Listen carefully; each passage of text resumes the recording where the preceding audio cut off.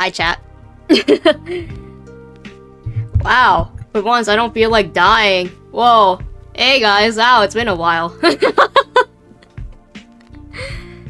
Dude, literally, when I was like setting up stream, my neighbors started mowing their lawn. It was like, oh, I should probably turn on noise suppression. I forgot that I had noise suppression off in the first place. Anyways, hey, hi guys, dabs. I can't even dab. Hey guys, I noticed that there's an ad break right now. No, it's okay. Normally I would be in the waiting room, not waiting room, waiting screen until the ad break or Twitch is done, but standing man emoji, I'm right here. Hi guys, especially on the Twitch side. Hey!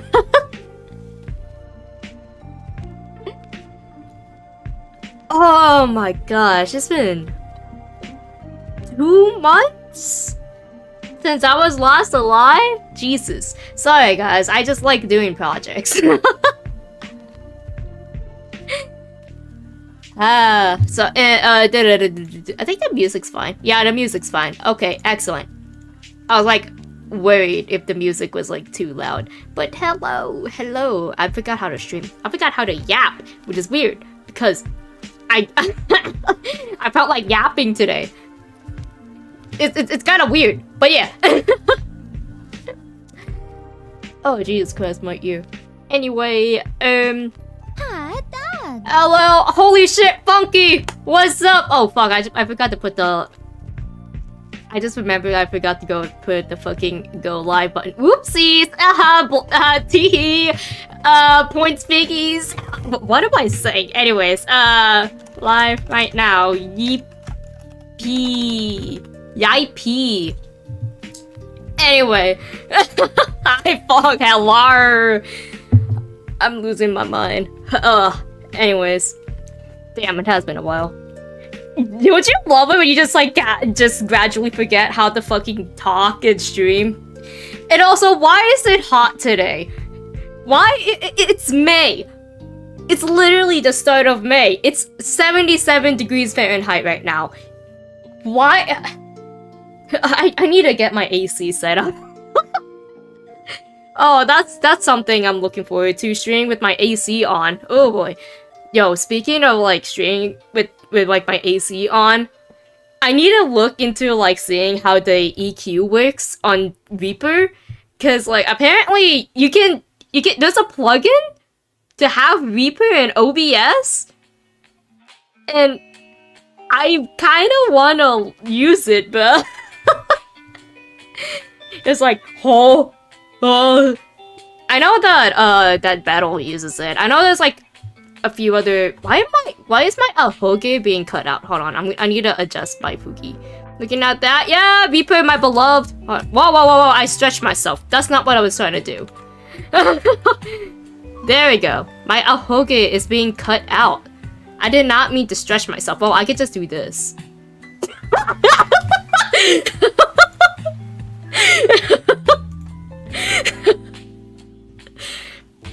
But yeah, how have y'all been? It's been, looks like calendar, 3 months? 2 months? Well, technically 3 months. Has it? Wait. 2 months! It's been 2 months since I last streamed. I think the last stream, that was when I told you that, guys, that I would be fighting for my life. Because last month was... I think, yeah, it was 2 months. It was 2 months ago with the new FF14 patch. Shit, I need to upload something. I didn't edit it. I didn't cut down the footage yet, but I need to upload my first M5S clear. Oopsies! It's been like 2 weeks, 3 weeks since my first clear. I think it's 2 weeks. Wait, what was SakuraCon? Hold on, let me look at SakuraCon. Yeah, 2 weeks since my first clear. Whoopsies! It's okay. You guys get to see me fumble around finding a fucking bunny boy. That's like frog legs. But yeah, speaking of SakuraCon, oh my gosh, is this how I'm gonna start off the stream? Talking about SakuraCon? Alright. Well, I might as well just go in a bit of order. Wait, no. Do I? Because, like, here's the thing. As you may know, like, if you've been, like, following my Twitter or, like, seeing, like, if you remember what I said last stream when I was playing 14 with my static, I was doing 2 projects at the same time. Soon to be 3, yeah, technically 2. It's technically 2 projects. One of them was the Seattle Cup sleeve during SakuraCon. Went pretty well. And the other was for Shuyamina. His birthday was last week, so that was my first time organizing projects that big. I say as I helped organize the Summer Jam project, but that's different because in Summer Jam I got FOMO for my own project. Because I couldn't go to LA. But this time, I didn't get FOMO for my own project. So, the cup sleeve. Ooh. Wait, I should have prepared some images. Hold on. Whoa. What was that from? Okay, I'm trying not to accidentally pull up an image that accidentally spoils something for Chronoprism. Speaking of Chronoprism, I'll talk about that later.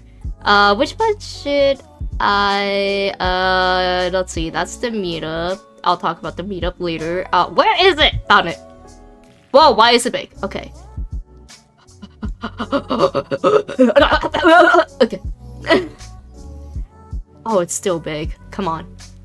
There we go. I'm probably gonna hide chat a little bit. Alright. So, this is the first project. So, I loved going to cup sleeves. I especially like my background as a K-pop fan. I used to be so into K-pop. I've been to a few cup sleeves. They're very fun, and you can like meet with other fans. I know that recently there was like a cup sleeve, another one after for Ellie Pomu. I was so tempted to ask someone to go to the Ellie Pomu cup sleeve, but like it happened after SakuraCon. And if you looked at the donation stuff with the Ellie Pomu cup sleeve, you had to donate. And my ass was broke because I shilled so much at SakuraCon. I'll talk like I shilled $140 at one booth because they were selling doujinshi. That was like the majority of what I spent.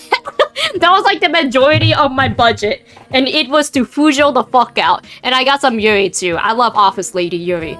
But I Fujo the fuck out and spent like $150. Almost 150 USD. Worth it though. And oh my gosh, I'm eating so good. I got there was a Niji fan book. Apparently it was the last one, so I got lucky and got it. The other one I got was a Dan Hung and Kalis Yaoi Doujin. And the third one is, as I mentioned, Office Lady Yuri. Really good spend. That was well spent money. The Dan Hong one is probably my favorite purchase. Like out of that. I'll talk more about SakuraCon later, but first I want to talk about this because this... Jesus Christ. So... the cup sleeve, I was working on this with Jif. Jif is from the VHalla VTuber fan hub, and they are based also in Seattle. And he reached out to me, I think it was like around the start of this year. It was around that year after PAX. No, after Northwest Idol Fest in October.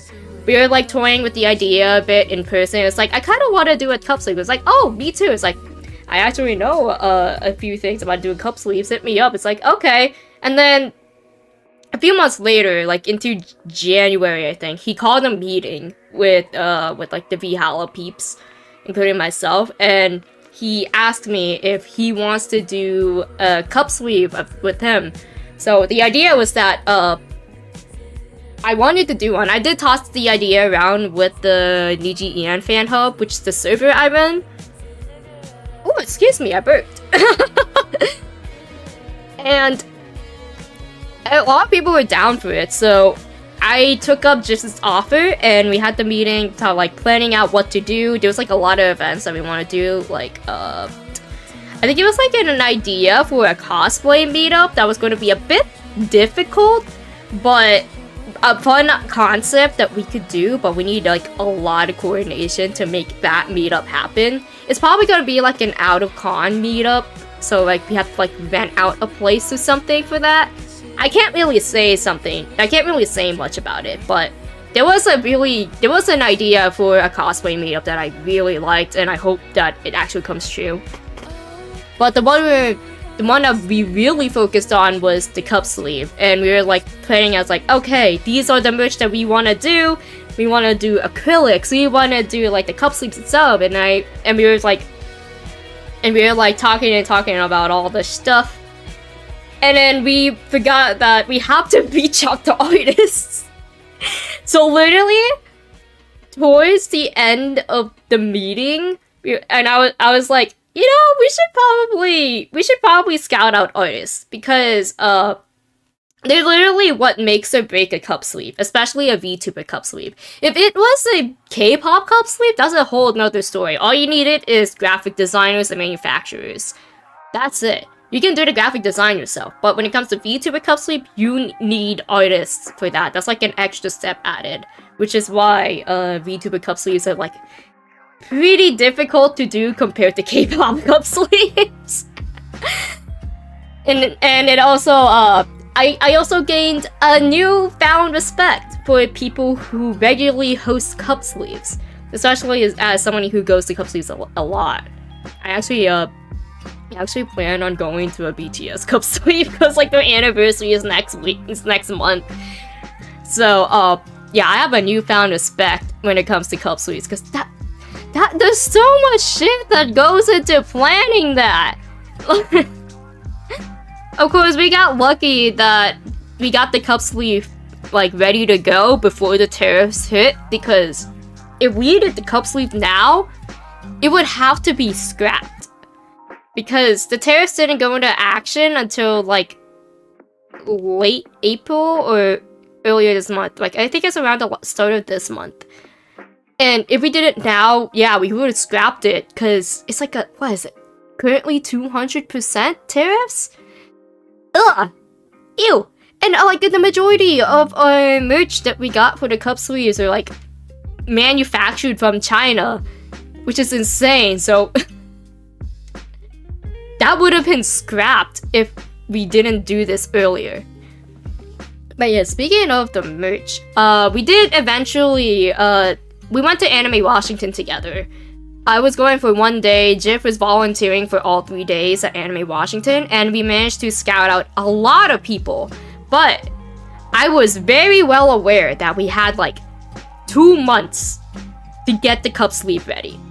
So I had to tell us like, hey, we need to get a lot of people on our list to reach out and pray that we get enough people. Because 2 months is not a lot of time for a cup sleeve. Especially with artists involved. That's not enough. You need like, I guess 4 months? 3 is kind of stretching it. But 4 or 5 months is a pretty good amount of time if you're working with artists for a cup sleeve. That's my estimations. It might be longer than that. I know that the Ellie Pomu cup sleeve, I think that took like 7 months to plan, and it was executed pretty well. Like 7 months is like probably the ideal time that you need in order to get a VTuber cup sleeve to work. We didn't have the luxury of time. We had 2 months. So, hold on. Before I speak, I might as well pull this up. This is gonna be huge. Hold on. Image. Image source. Where is it? Aha! Whoa! I should probably talk about the artists. Hold on. Not hide this real quick. There we go. Saves me time if I just do that instead of just changing the images. Where's my pointer? I have a pointer here. There you are. Oh, it's underneath here. Give me a moment. Hello? Okay. There's my pointer. So.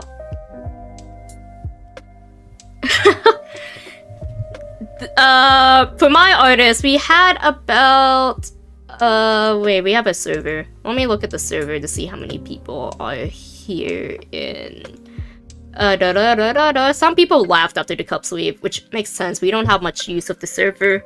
I think it was like 12, 13 artists out of like 30 artists we reached out. That's like a rough estimation of how many artists we had in total and how many artists we reached out after Anime Washington.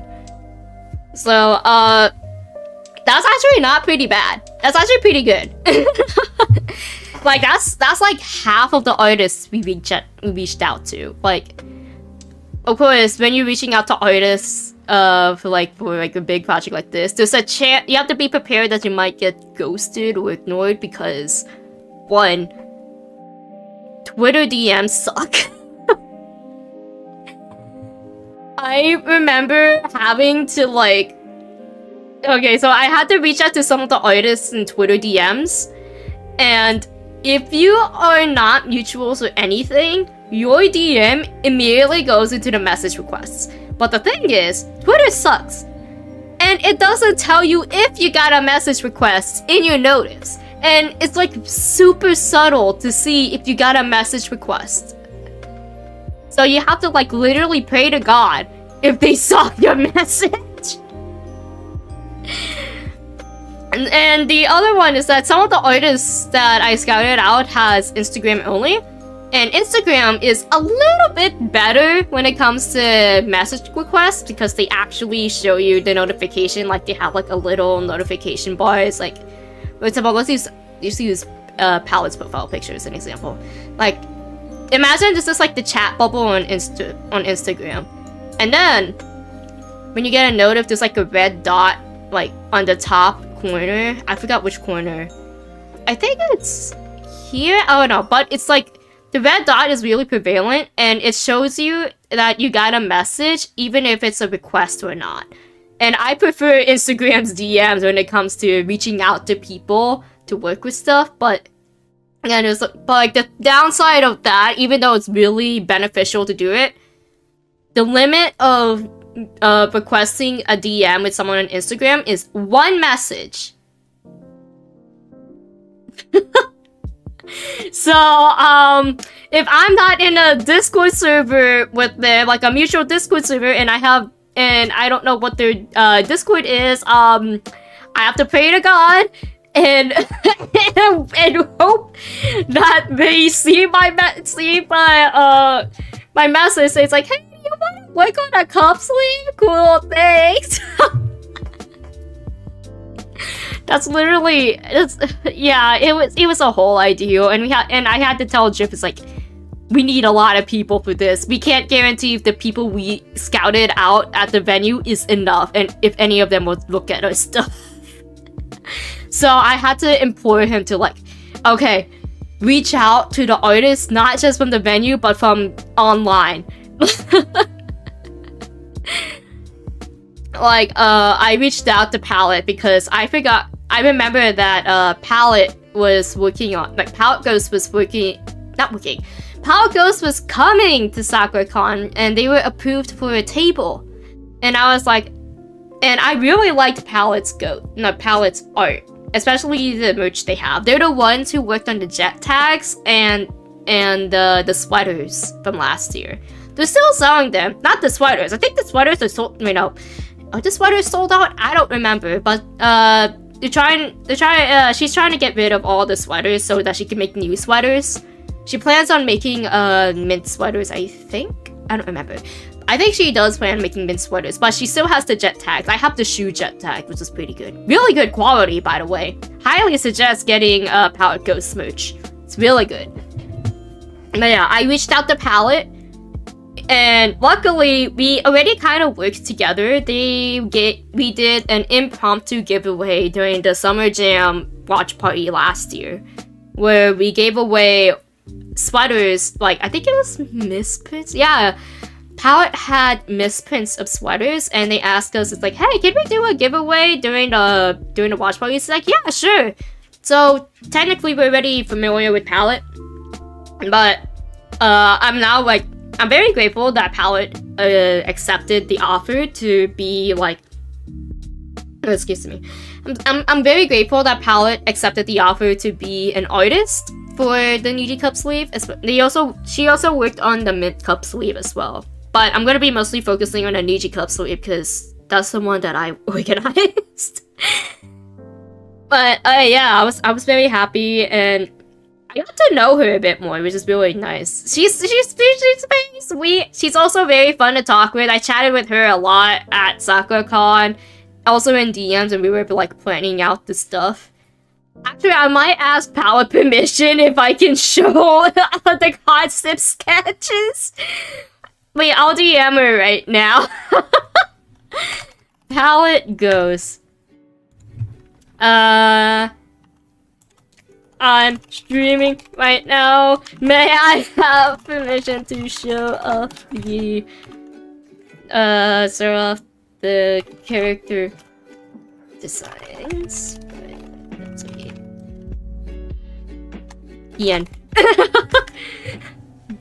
Okay, send off the DM. She's probably gonna look at it. It's 9 p.m. What am I saying? We're VTuber fans. Do you think VTuber fans has a normal sleep schedule? Like, be for real. But yeah, Palette's very sweet, and I actually kind of want to work with her again in the future. She's like probably one of the best artists I have ever worked with for a project. So I really wanna. I hope that someday if I do another project, not like the cup, like something like the cup sleeve. I do want to do another one, but I really would like to work with her some days. It's really fun working with her. And the other one is Rin. Oh my gosh, we have 2 Rins in the project. This Rin is Rin with a Y. The other Rin is my co-organizer because I was organizing the shoe cord project at the same exact time, so I needed an assistant for this project and an assistant for the shoe cord project so that I can like not die when I'm doing both. Oh my gosh, dude. I have a lot of leftovers and like a lot of leftover merch. I actually plan on doing, I should say this ahead of time. I actually plan on opening like a Google form for people to like order leftover merch. I have not decided if I'll have people pay just for shipping, or I'm gonna have people like pay shipping and like maybe a little more, because I kind of want to pay the artists because all of the merch we had were free. They were all freebies and we had so much merch. Like there is 8 buttons, 8 checkies or photo cards. What else? 3 acrylic charms and a cup sleeve itself. Well, I'm actually pretty low on cup sleeves. I surprisingly almost ran out of cup sleeves. This is crazy, bruh. I was giving away cup sleeves the day after on Sunday to like the artists who couldn't come to the cup sleeve, and I was like down from like 35 cup sleeves to 4 or 5 cup sleeves. I gave out a lot. But yeah, I plan on opening a Google form. I haven't thought about how I'm gonna have people pay yet. It's definitely gonna be through PayPal for like I want to try sending it overseas that's something I think that's also why it's taking me a while to figure out when to release the Google form, because I want to release that shit overseas. I want to give it to people who aren't able to come to the US, and like basically give them a chance. Give it a chance in like getting the freebies. They're probably gonna be the packs. Like, instead of like selling them individually, I might sell them in packs. I don't know, because that's how we gave them away. I sold them in a pack, and I'll probably have to figure. There's lots of logistics for me to figure out. I'll eventually figure it out. Hopefully by the end of the week or next week. I don't know, either of the 2 weeks. But anyways, back to the artists. Rin, holy shit. Oh, I love Rin. Rin was working on the checkies. They worked on the shoe checking. I actually kind of wanted to steal them for another project, especially like how they render things. Wait, hold on. I was like, I put the wrong username here. Hold on, Sandless Desert. Yep. The art account is Sandless Desert. And I think they also do they also stream? I think they do. Yes, they do. They're also a VTuber. So, but yeah, Rin. I love how Rin does this stuff. I'm gonna pull up the drive to see, because I don't remember much. Cup sleeve. We have like, of course, we have a drive to see all the shit we toasted. Let me see. Whoop. I'm looking at these slides that I made for like a presentation to show. So Rin had 3. Oh my god, Rin was so busy and they did so much shit for us. I'm so happy. So, like, I'm so glad they did a lot for us. And also, Otsu. They had 4 tasks that they did. They worked on the shoe checky, they worked on the Luxium acrylic charm, and they worked on 2 sticker designs, which was Obsidia and Luxium. They were really cute. I actually have the Luxium sticker on my iPad. It's so cute! I also like the Obsidia sticker because it's literally just the girls on a picnic bench. It's so fucking cute. Yeah. And the next person here is Somi. Somi, hehe. Oh my god, Somi is so cute. Oh my god, sorry. Somi was so fun to work with. I really love Somi's art style. Somi is from I could tell, Somi worked on like a lot of Lazulite stuff, and I gave them Lazulite tasks. So what they had were the Lazulite checkies, the Lazulite buttons, and the Lazulite stickers. I didn't give them the charms because I wasn't sure they wanted to do charms, especially like with 3 tasks on hand. So, but I'm pretty sure you guys have seen it, like seen the merch and stuff. But I think Somi's Lazulite merch is probably my favorite because they're so cute. And the color palette they chose for Finana and Illyria, it's very pastel. That's the best way I can describe Somi's art.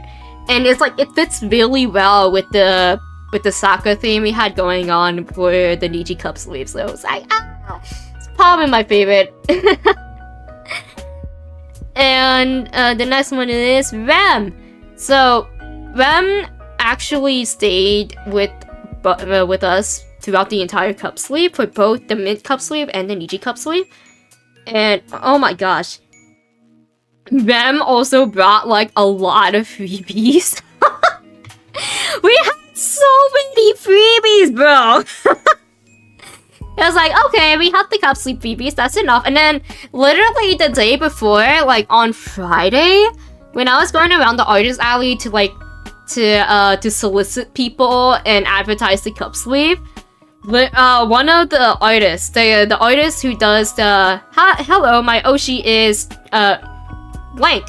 The artist who did Atora Pop, they were at SakuCon actually, and I asked her, I was like, hey, do you wanna have a poster to advertise the cup sleeve? He's like, yeah, sure. And they asked me if I could like give away some of their freebies because they had like leftover stock that they keep forgetting to give away, and I was like, oh yeah, I can give that away. I was so surprised on how many stickers we're giving up. Like, we had so many Luxium stickers, we had like Noctic stickers, we had an Etheria sticker. Somebody took that. But yo, the sticker packs that Tora gave us immediately whittled down to like 10 sticker packs. But no, I think it's less than that. It was kind of insane. But yeah, and I also had like my own freebies of like it's like to advertise a game. Teehee. Ooh, you want to play Scrapbook Memories? Ooh. Oh, speaking of Scrapbook, I might as well get this out of the way. So if you didn't see the official account for Chronopism, we made an important announcement. It's like a really big, really important post about Scrapbook Memories. Because, I think a week ago today, Ike Evelyn suddenly graduated out of nowhere. And Ike was one of the biggest, is not really the biggest. How do I explain? It was like, Ike was one of the main love interests in Scrapbook Memories, basically. That was what I was trying to say. And, of course, we were very devastated by this. Chronopism is like... Chronopism started because of Luxium. And Ike is a part of Luxium. So, we were fucking devastated in the studio about Ike's announcement. I even had to like say, like I even had to like mandate a break like for a few days for us just to like take a breather and process it. And so it's like, so we talked about it, about what to do with Ike in Scrapbook Memories. And it didn't feel right just removing him from the game. Especially, like, he's literally a main character in the game. Writing him out would be so bad, not gonna lie. It would be a disservice to the children, basically. Especially since there's a lot of members in the studio who are children themselves. And it felt like if we removed Ike from Scrapbook Memories, it felt like we were backstabbing them. And I didn't want to do that. So we talked about it, and we decided that because it didn't feel right just removing such a huge part of a game, we decided to keep Ike in Scrapbook Memories. We're going to keep developing his bout as we initially intended. His bout will be included in part 1 and part 2. So you'll play through the entire thing, you'll play through the entire story, and for them, that means that we won't have to waste all of our efforts that was put into Ike Route, because the children who've worked on Ike Route has been working their asses off. So when Scrapbook Memories comes out, when the full game comes out, please support it. So we intend to we intend to uphold his character as well as his legacy, basically. We respect him as a liver, and we appreciate that he was here with us for like the past 3 years, almost 4. And without him, we wouldn't have existed, nor would this project have existed in the first place. So yeah, please support Scrapbook Memories. Thank you for supporting us as always for Chronopism, especially with so much shit that happened in the past month. Like, what a month, dog. But yeah, we'll be working hard on Scrapbook Memories to see that it gets out. And also, initially it was gonna come out this spring, but because of like all what happened last month, we're not sure what the deadline is for, like, not the deadline, the release date for part 1 is now, so we're gonna be playing it by ear. Initially it's gonna be like sometime this year, but it's definitely gonna be sometime this year, not this spring, unfortunately. We're gonna have to push it back, especially we've been cooking too hard. we've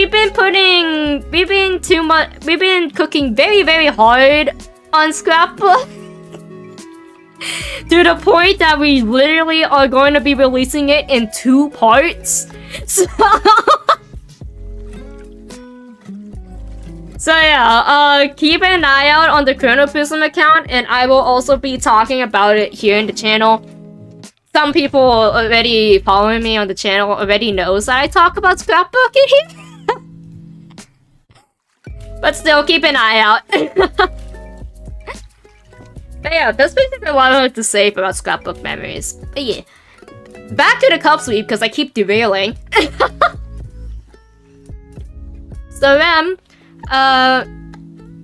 Rem worked on, I think Rem was like mostly working on the mint cup sleeve, and I think they were like working on like 3 tasks.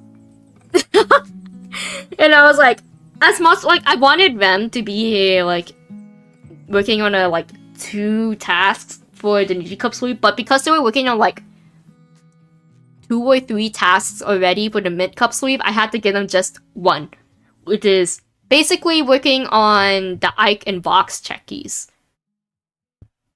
And yeah, as I mentioned, Rem also brought like freebies. We had a lot of freebies. Part of the many freebies we had, Rem had like leftover acrylic charms of the libraries from Lazulite to like. They had charms left over from Lazulite to Exilate. And you know what's sad? We had the cup sleeve on the day Fu-chan announced his graduation. So it was a very bittersweet atmosphere, but we had a lot of fun that day. And I'm just suddenly remembering one thing that happened during the cup sleeve when I was manning the table.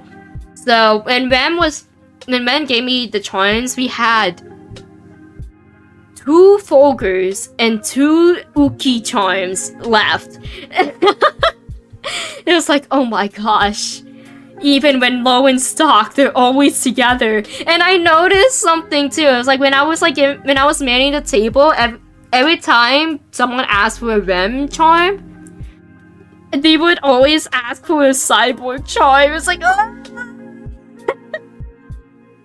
It's like they can't be separated. Also, I was very surprised on how many Yugo charms they had. Like, they had like an entire stack of Yugo charms in the bag. I was so surprised. But yeah, thank you, Rem, for helping out with the cup sleeve and also with a lot of charms. I actually took one of the shoe charms they had. He's very, how do I explain? He's very squishable.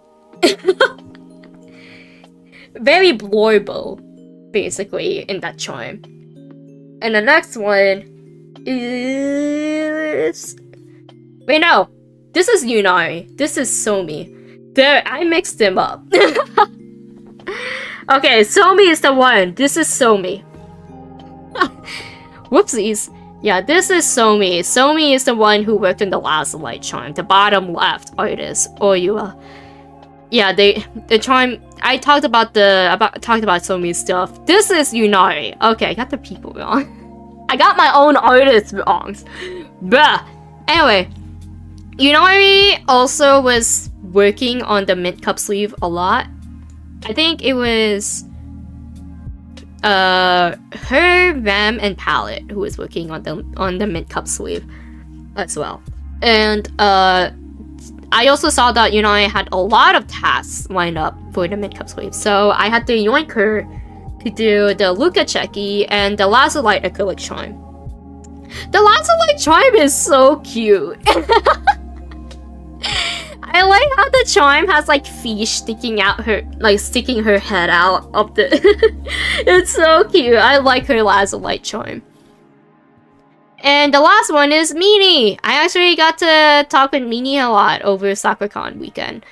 And Meanie, they really liked Obsidia. Actually, speaking of, I actually got the idea of including Obsidia in the cup sleeve after Meanie filled out like the interest check form we sent out to the artists. We had an interest check to see which artist is interested in doing which cup sleeve and like what type of merch they want to do. And Meanie, they wanted to do Obsidia. It's like they asked if Obsidia was gonna get in, and I was like, ooh, maybe, because initially the cup sleeve was going to be Lazulite and Luxium. And then when they filled out the form, I was like, maybe I should add Obsidia to like balance out the boys and girls, because I wasn't sure about the waves. I know Lazulite and Luxium was a definite yes, because especially for Lazulite, since hello, first wave. So shout out to Meanie for giving me the idea of adding Obsidia to the list. So yeah, they are the Obsidia artists. They worked on everything Obsidia except for the stickers, which was worked on Min. Meanie worked on the Petra Rosami checkies, the Obsidia buttons, and the Obsidia charms. But yeah, it's basically all the artists. Oh, I forgot to tell you what Palette worked on. Palette was our key visual artist. They worked on all of the designs. They worked on all of the outfits for the libraries, because I wanted original outfits for the cup sleeve that the libraries would wear. And I gave them the theme of wearing like street fashion, like streetwear, like Sakura themed streetwear. And Palette was like the perfect person for that, because she loves doing streetwear. Streetwear is like her main fashion to draw. Especially if you look at like at their Twitter and like all the merch, they're all wearing street fashion. So yeah, Palette was the key visual. I was in charge of the graphic design, and Palette also worked on the Luxium buttons, because I needed someone to do the buttons. They did pretty good. They did pretty well for the first time doing the Luxium buttons. He told me, I was like, oh, can I reuse the key visual for the buttons? Like, yeah, sure. Half of the key visuals, like, like the Shu and Ike buttons are the same from the key visual, but they had to like quickly render the Vox and Luca outfits, like from the character design sheets we did. But yeah, that's basically all the artists we worked together. It's a pretty sizable team. A pretty good team, not gonna lie. For like 3 waves. That's a pretty sizable team, not gonna lie. And they were all fun. They were such a joy to work with. And I'm very thankful that they were able to work with me in such a short amount of time. And that I was able to like talk to all of them. They're all sweet. And I hope that they're all having a good day, and I hope that I get to work with them again, probably like on a cup sleeve or something. Like, I definitely want to work with them. But yeah, those were the artists I worked with for the cup sleeve, and now back to the actual cup sleeve itself. So the theme for the Niji Ian cup sleeve was like, not only was it for the 4th year anniversary, it was going to be during SakuraCon, and obviously from the Sakura decor. I already mentioned the theme. It was like Sakura themed, and it was like street fashion, Sakura street fashion. We were really hard pressed for time. I was so stressed. I was so fucking stressed just planning out this cup sleeve, because this was the biggest event out of the 2 I had to organize. So, for the cup sleeve merch itself, I had to we found a manufacturer. As I mentioned, most of our manufacturers for the cup sleeve were from China. So me and Jiff, we found a manufacturer that does 100 cup sleeves, but we don't need 100 cup sleeves. So what we did is that we decided to split the order in half. So 50 for the Niji cup sleeve and 50 for the mint cup sleeve. You know, get our money's worth. Honestly, a pretty good idea, because we did get our money's worth with that. So we got that. Really good quality. It's really good for a cup. I'm not gonna lie. The quality is so good. I actually still use the cup sleeve to this day. It's that good. And it doesn't get wet pretty quickly, which is really surprising. Like, when you feel the cup sleeve texture itself, it's like, you think that it was paper, but I think it was like, I think it's PVC? I don't remember. I think it was like PVC or a special type of cardboard. I don't know. But it was really good. So... Oh, wait, since I designed the cup sleeve, I might as well just show you guys what the cup sleeve looks like. Give me a moment. Did I not download the fucking image? Ah, there it is. Alright. Whoa, it's gonna be blocking me. Okay. I'm gonna move it down here. Gonna block me a little bit, but... Look at the cup sleeve! Look at this! I had to ask Jiff to like give me the file. This is my first time working on the cup sleeve. Like designing a cup sleeve. I worked on the graphic design for like all of the Niji event, but I've never made one for a cup sleeve. So this was really fun to make. I made sakura petals in the background. And I also had them grouped up. Initially, I was gonna like have the livers separated, but if I did that, Petra and Ike would have to be cut off when you fold the cup sleeve together. So instead, I had them grouped together, which is really cute and a great decision that I did that. So it's so cute. Look at it. I also added like a little thing on the side to put your name on it. I feel like I should have made it bigger because the cup sleeve is actually kind of smaller than I thought it was gonna be. But it was so cute. And I'm very proud of this. Honestly, if anyone asked me to design a cup sleeve again, I would gladly do so. This was so fun. I love graphic design and I had so much fun working on this, so I would 100% do this for them. Also, you may have noticed that, yes, there's transparency here. I think the cup sleeve we got didn't support transparency because I provided a transparency layer and all that stuff with the background. But I guess it didn't have that, so, but it still ended up pretty cute. It was still pretty cute, not gonna lie. Even without the transparency. Yeah. That was the cup sleeve I worked on. I'm gonna zoom in a bit so you can see more of the details.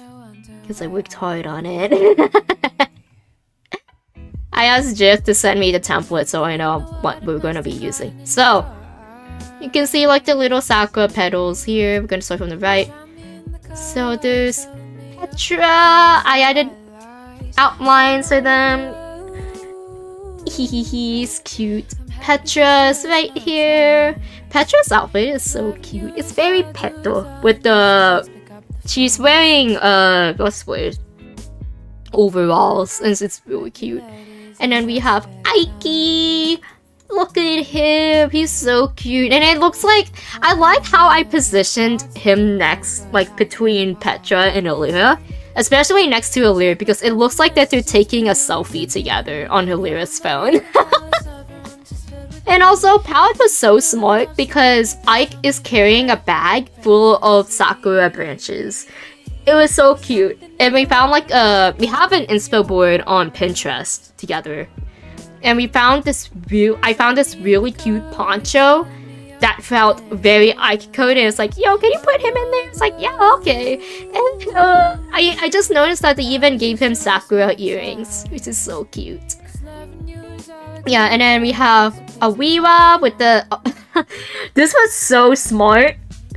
Because, like, they added... Palette decided that instead of making it a regular keyhole, it's a Sakura keyhole. And it's so smart. And I really like that. Sorry, I'm drinking some appy juice. And yeah, she's like holding a phone. Her outfit... Her outfit is really cute too. I'm like waiting to see if Pal's gonna give me permission. I think she's asleep. Well, alright. But yeah, it is so cute. And then we even gave her the dad cap because we thought about like the dad cap. Honestly, adding a dad cap sounded like a good idea, especially with her outfit. And I was right. It really put her outfit together. So shout out to Palette for coming up with the idea of adding a dad cap on her. And next, my boy, my Oshi. Yo. Okay, figuring out Shu's outfit was actually kind of hard. Like, initially, it was gonna be like, yes, like, we have him holding a cup, a cup here. I think the bucket hat was like a last minute addition by Palette. And I don't remember if the short hair was a conscious decision, but honestly, the short hair kind of looked... The short hair kind of slays with this fit. It's kind of giving with this fit. So, the plan was... let me get the pointer so I can show you guys what I was talking about. Initially, he was going to be wearing a tank top, so we can show off the biases. But the thing is, he was wearing a sleeveless hoodie. And it looked really off without anything here. It's like, literally, it was just solid color and skin. And it didn't look balanced, basically. So I was like thinking about like how we could do it. So I asked Palette, because like Palette had to go to a wedding. She had to go to a wedding while designing them.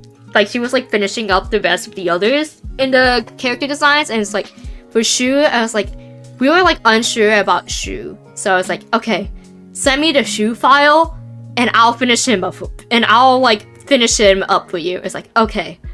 So I got him, and I was like looking at it and said like, why don't we just turn it into a shirt?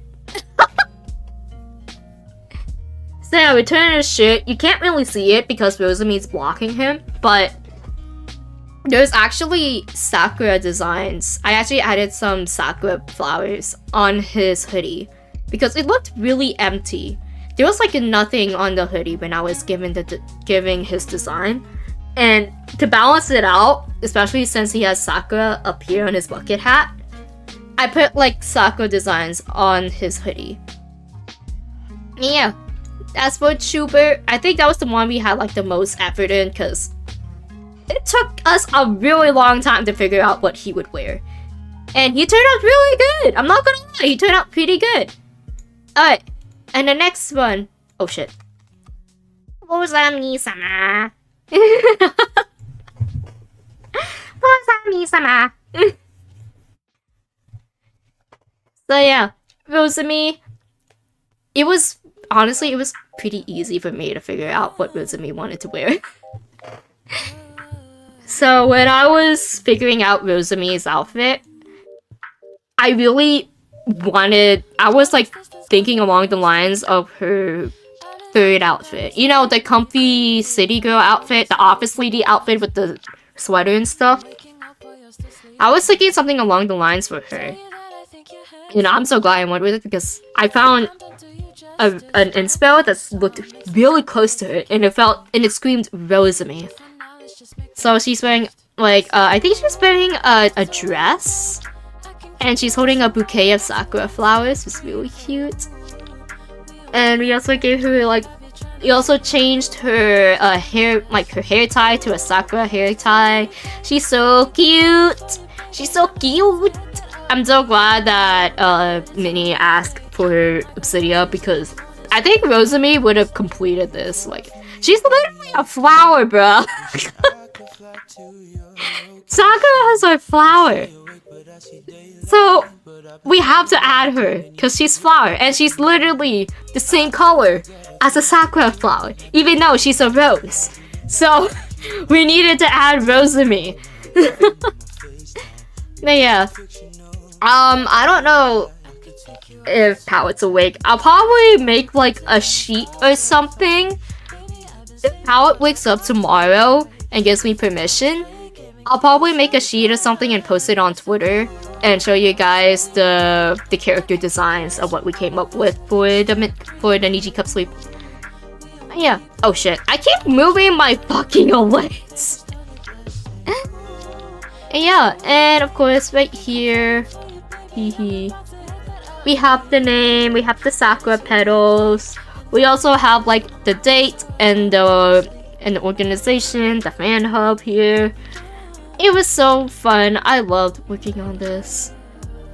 I would love to work on another cup sweep for graphic design again. But yeah, I really popped off. On this. But I feel like I could do more, but as a cup sleeve design itself, I popped off. Not gonna lie. But yeah, that was the cup sleeve design. I already showed you guys the merch online, but I'm too lazy to pull up. I'm too lazy to pull up the art because there's like so much art.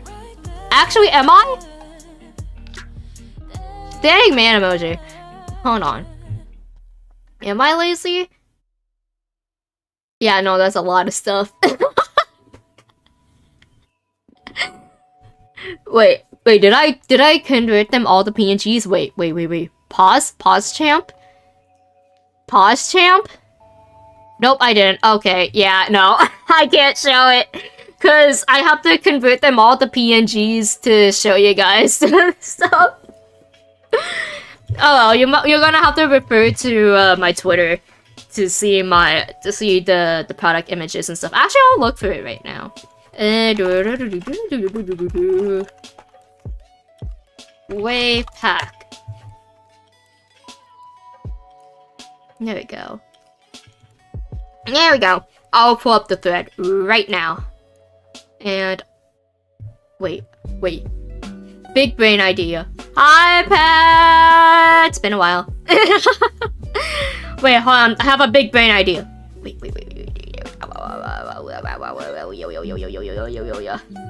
Hold on.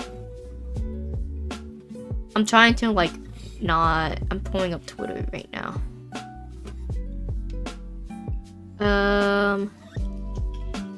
Hold on. Stop this. Yeah.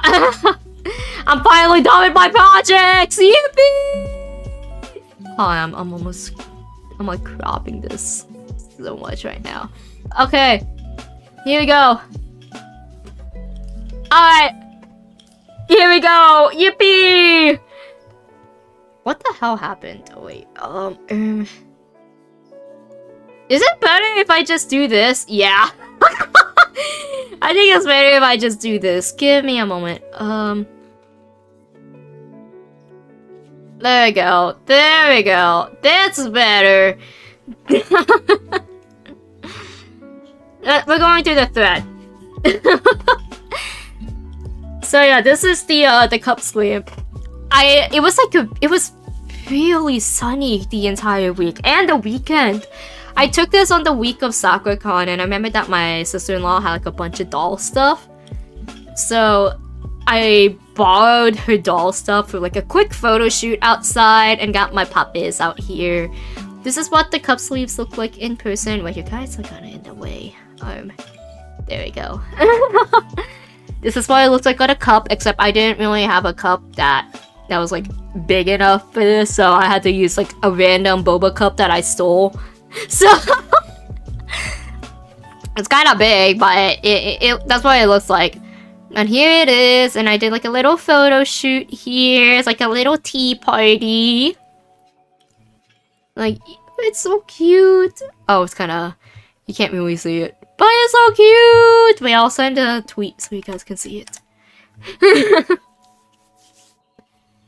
And let's do the last light ones. So, I'm gonna shrink it a little bit. But yeah, this is the last light pack.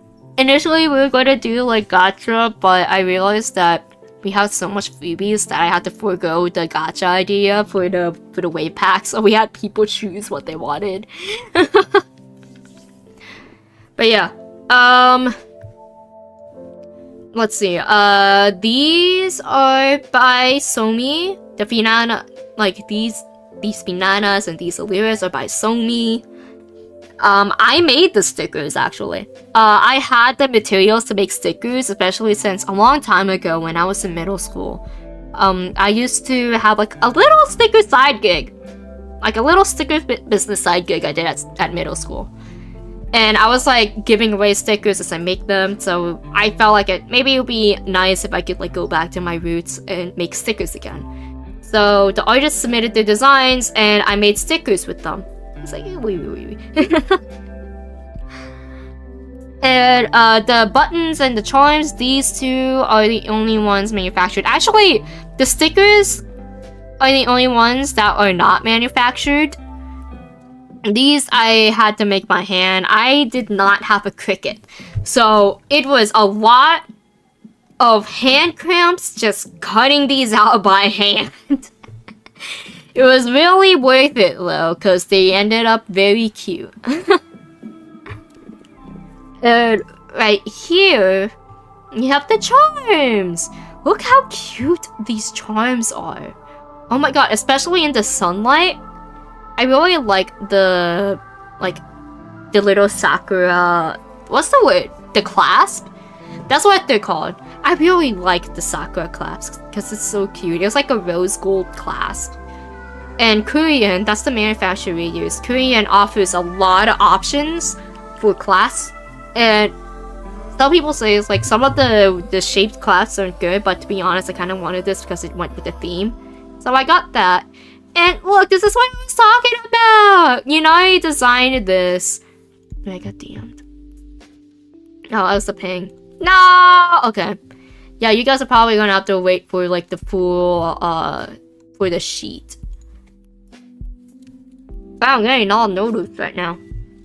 But yeah, it's so cute! You need fried chicken? What the fuck? Can I have some? I want some fried chicken! I just had waffles, but I want fried chicken! Chicken and waffles! You know? But yeah, look at Banana! Look at the little fish! She's so cute! She's like the way she sticks her head out. She's so fucking cute. And look at Ilwiwa at the bottom. Hehehe. I really like Banana's :3 face. And the next one, we have the individuals. We get to see them more in detail. But yeah, look at the Wiwas. Look at the Wiwas. Every time I see the Wiwas, I feel like that I could eat them. Like they look like they're cotton candy basically, like flying cotton candies. I would eat one, which they probably be like a fruit punch, but you know the mystery flavors for Airheads? They would probably taste like that.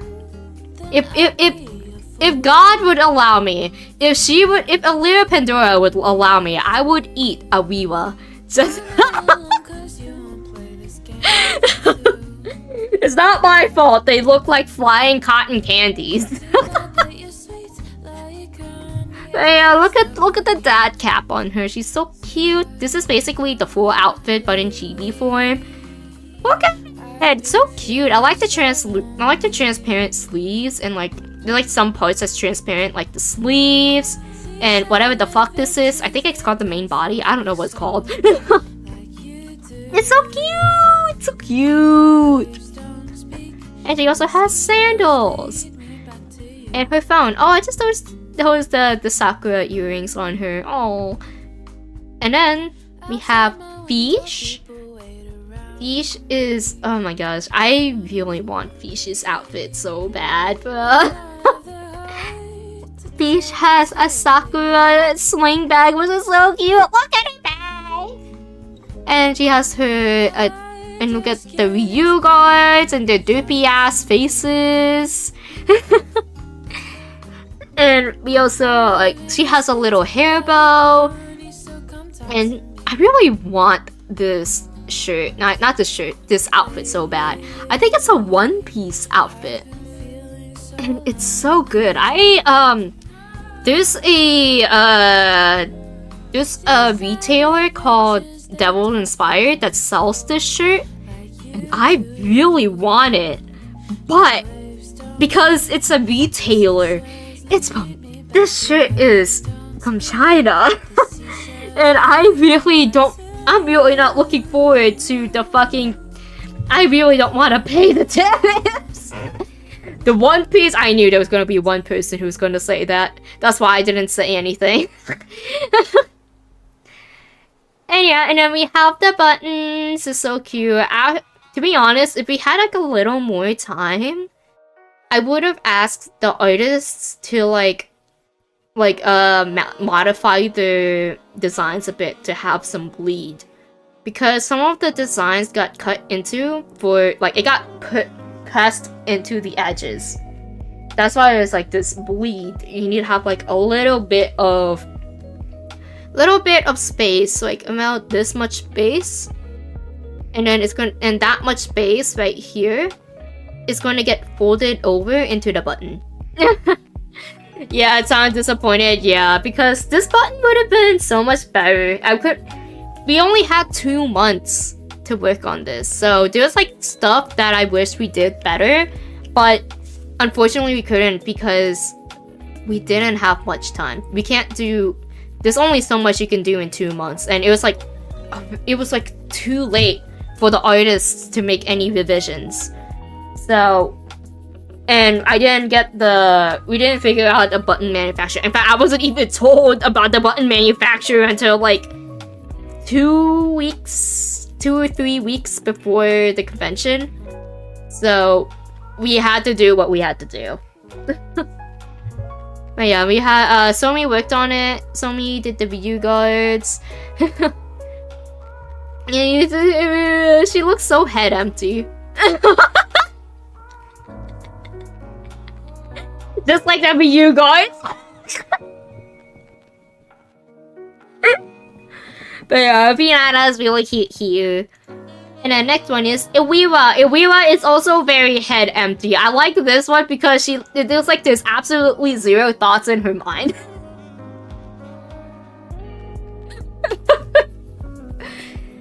And yeah, you can kind of see what I meant, but like, I wish we had some more time because the full design is so good, but there was not a lot we could do. There's not a lot we could do about that, unfortunately. Fucking time constraints. I wish time wasn't a thing. But yeah, think of Pinana surrounded by the Ryu guards, and then we have Iwiwa, her head empty expression.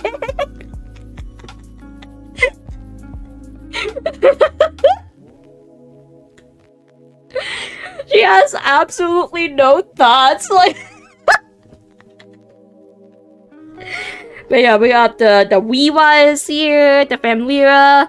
Look at the Wiwas. Look at him. Colon 3. Yeah, that's the last light pack, and then we're moving on to Obsidia. Oh my god, I really like the last light pack, but the Obsidia is also really cute. So these 3 are made by Mini, and this one is made by Rin. The stickers are, the charm that we showed earlier for the last light was made by Yunari. So yeah, look at them. So this is what the charm looks like. Look at this. Yo! The transparency for the liquid is so good. I really like the transparency. It's really good.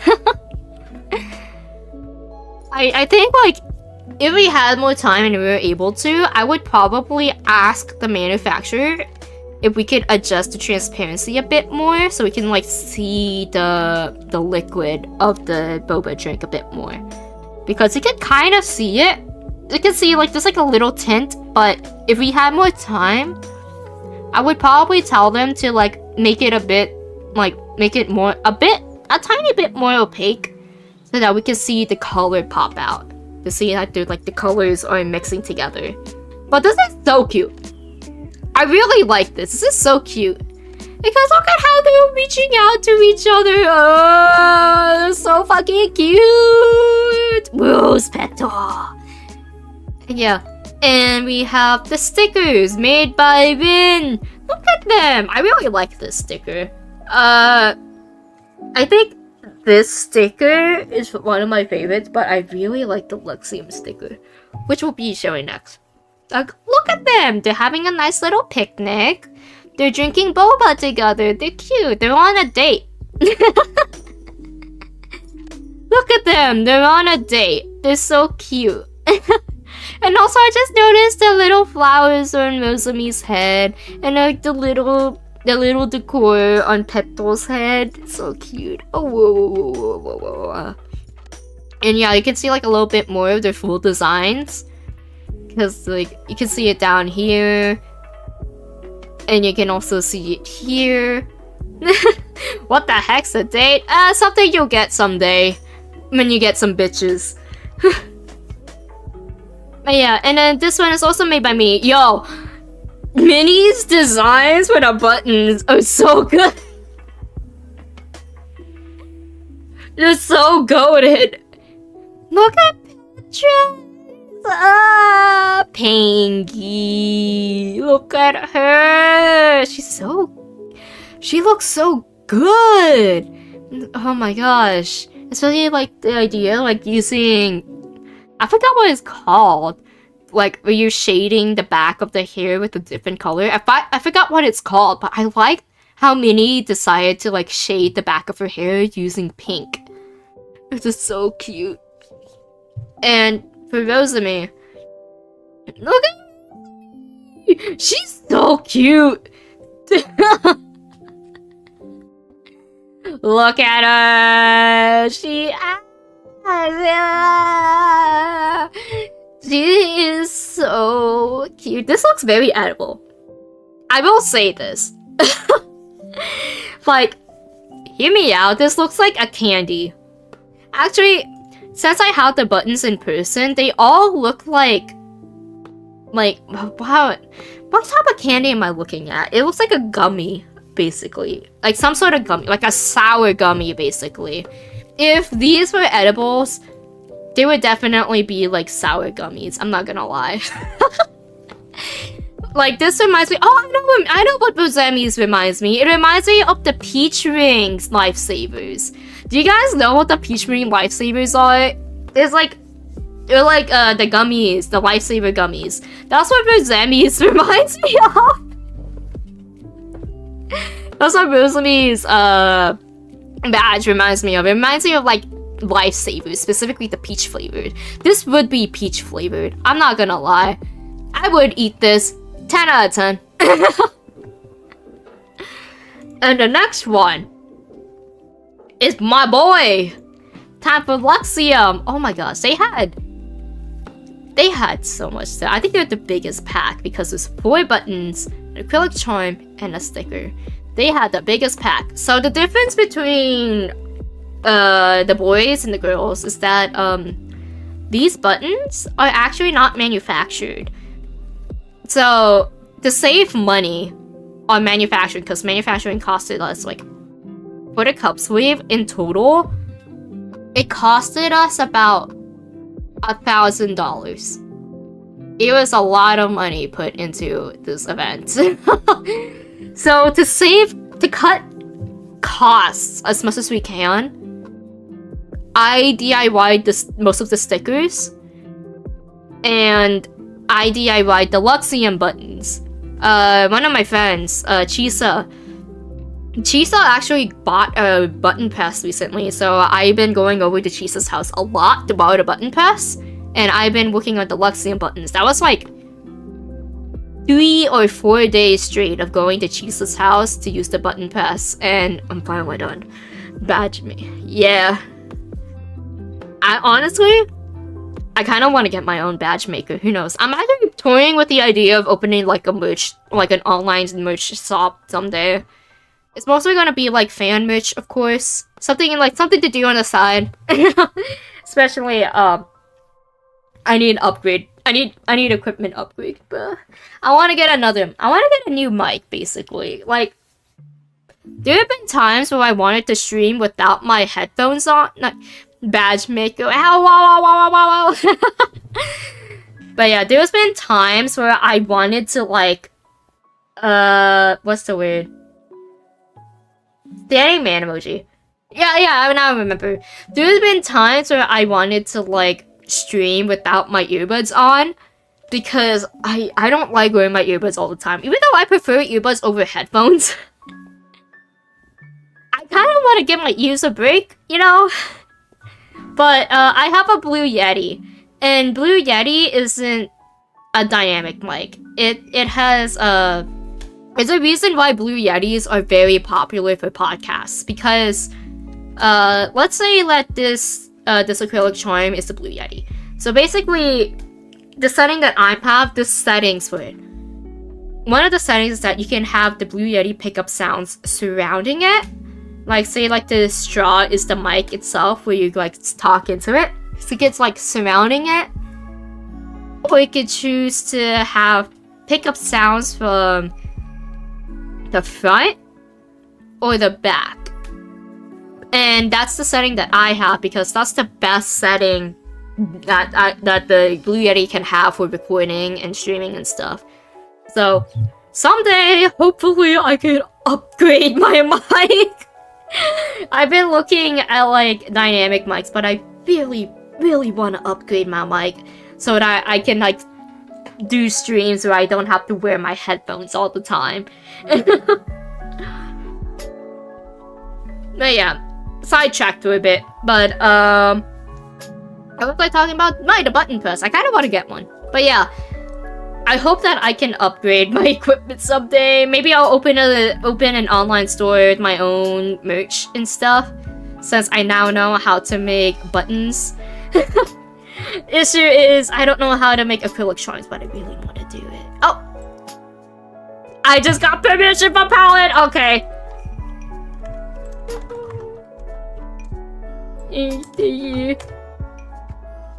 Okay.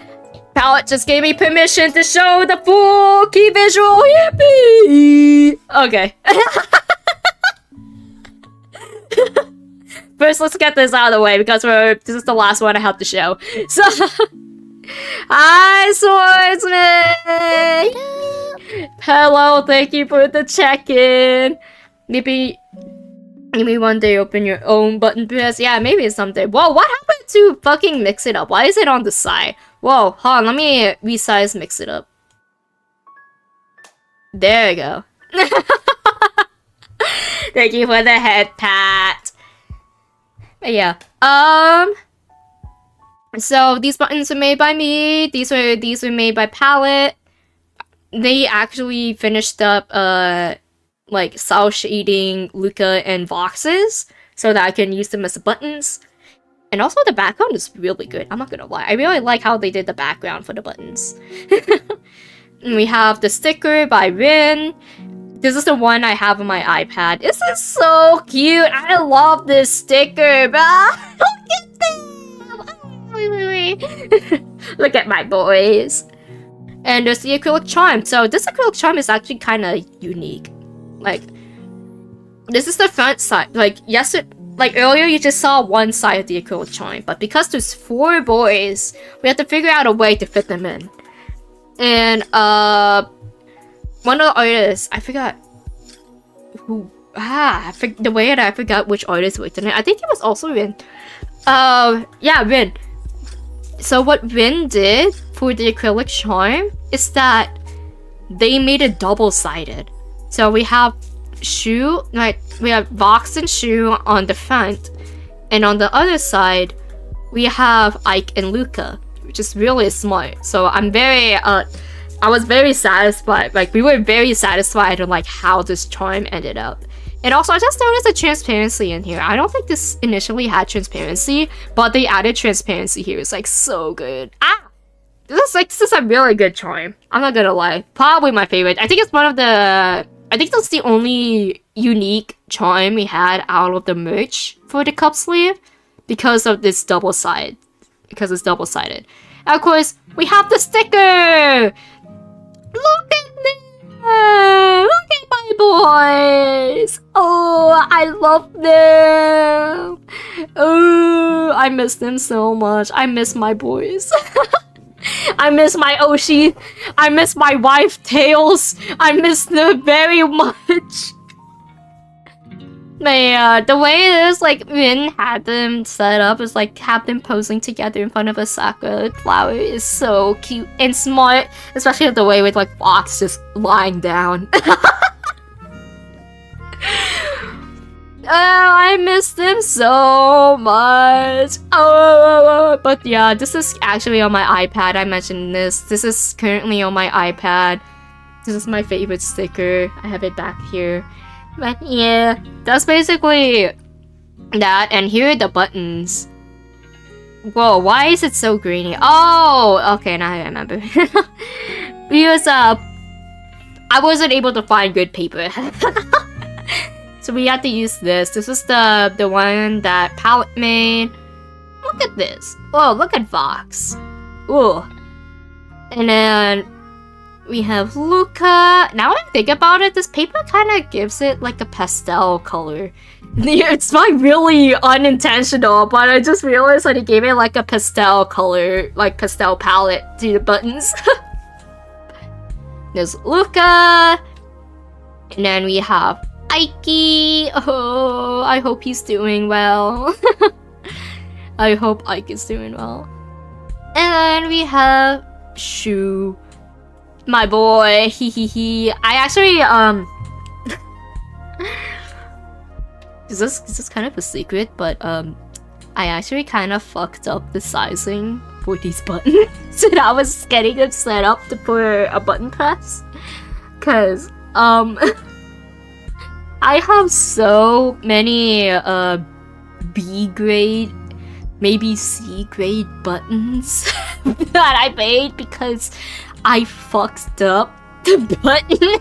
I fucked up the sizing, which is part of the reason why it took me like 4 days to get the buttons done. This is just a secret between us, okay? Don't tell anyone. Don't. Let's just call them test runs. Yeah, let's just call them test runs. Hi, EK. Don't tell anyone that.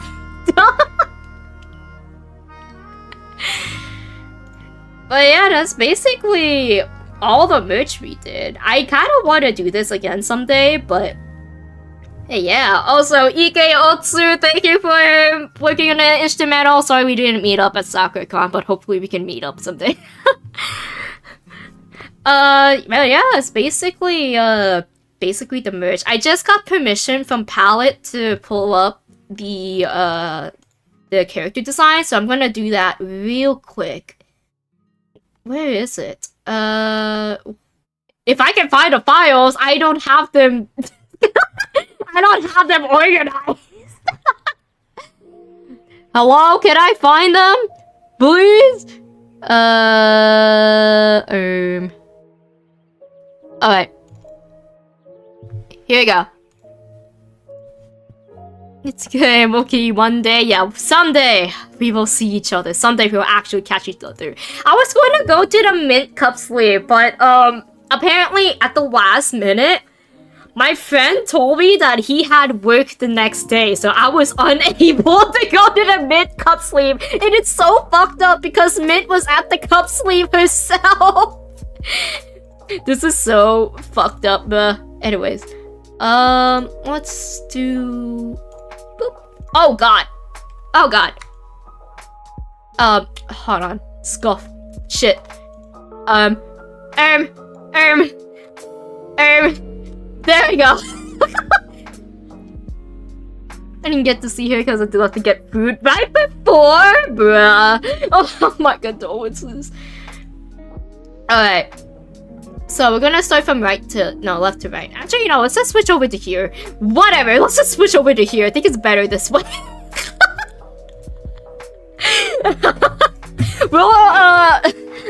We'll stick to the screen, hopefully. I had to switch to here because, like, the Twitter screen was too small. So yeah, this is one of the key visuals that Palette made. So we start from the left. We have Ike. Look at Ike. As I mentioned, for the key visual, we had an inspo board, and we had to, like, I was, like, mostly in charge of, like, looking up all the outfits, because as the organizer, I have the vision. I have the vision of how everything was going to look, especially from the designs to how the decor is going to look and how everything was going to be run. So I was mostly working with Palette. I actually gave Palette a head start by asking her ahead of time. So it's like, hey, like, I think I asked her first. Because I was like, hey, do you want to work on the key designs? Like, yeah, sure. So that's what I did. I asked Palette first to, like, if they wanted to join the cup sleeve, especially since we were really pressed for time. 2 months, bruh. I think I gave her like a week or two head start before I met up with the rest of the art team and gave them the tasks. And that's before I gave Palette the button tasks. But I had her focus solely on the key visual first, because this was the biggest part, and everybody needed their designs. So yeah, we have Ike right here. As you can see, he has a cute little tote bag with sakura blossoms. And he has like cute little socks right here. And we found like I found like this jacket on Pinterest that was like very Ike-core, especially like how it's colored. Like it was like in his color. I think it looked like a bunny. I think it had a bunny hood on it. So technically speaking, this one also has a bunny hood. I think I got it because of Ike's VR chat avatar being a bunny girl. So yeah, we chose this outfit for Ike. It's really cute. I really liked how this ended up.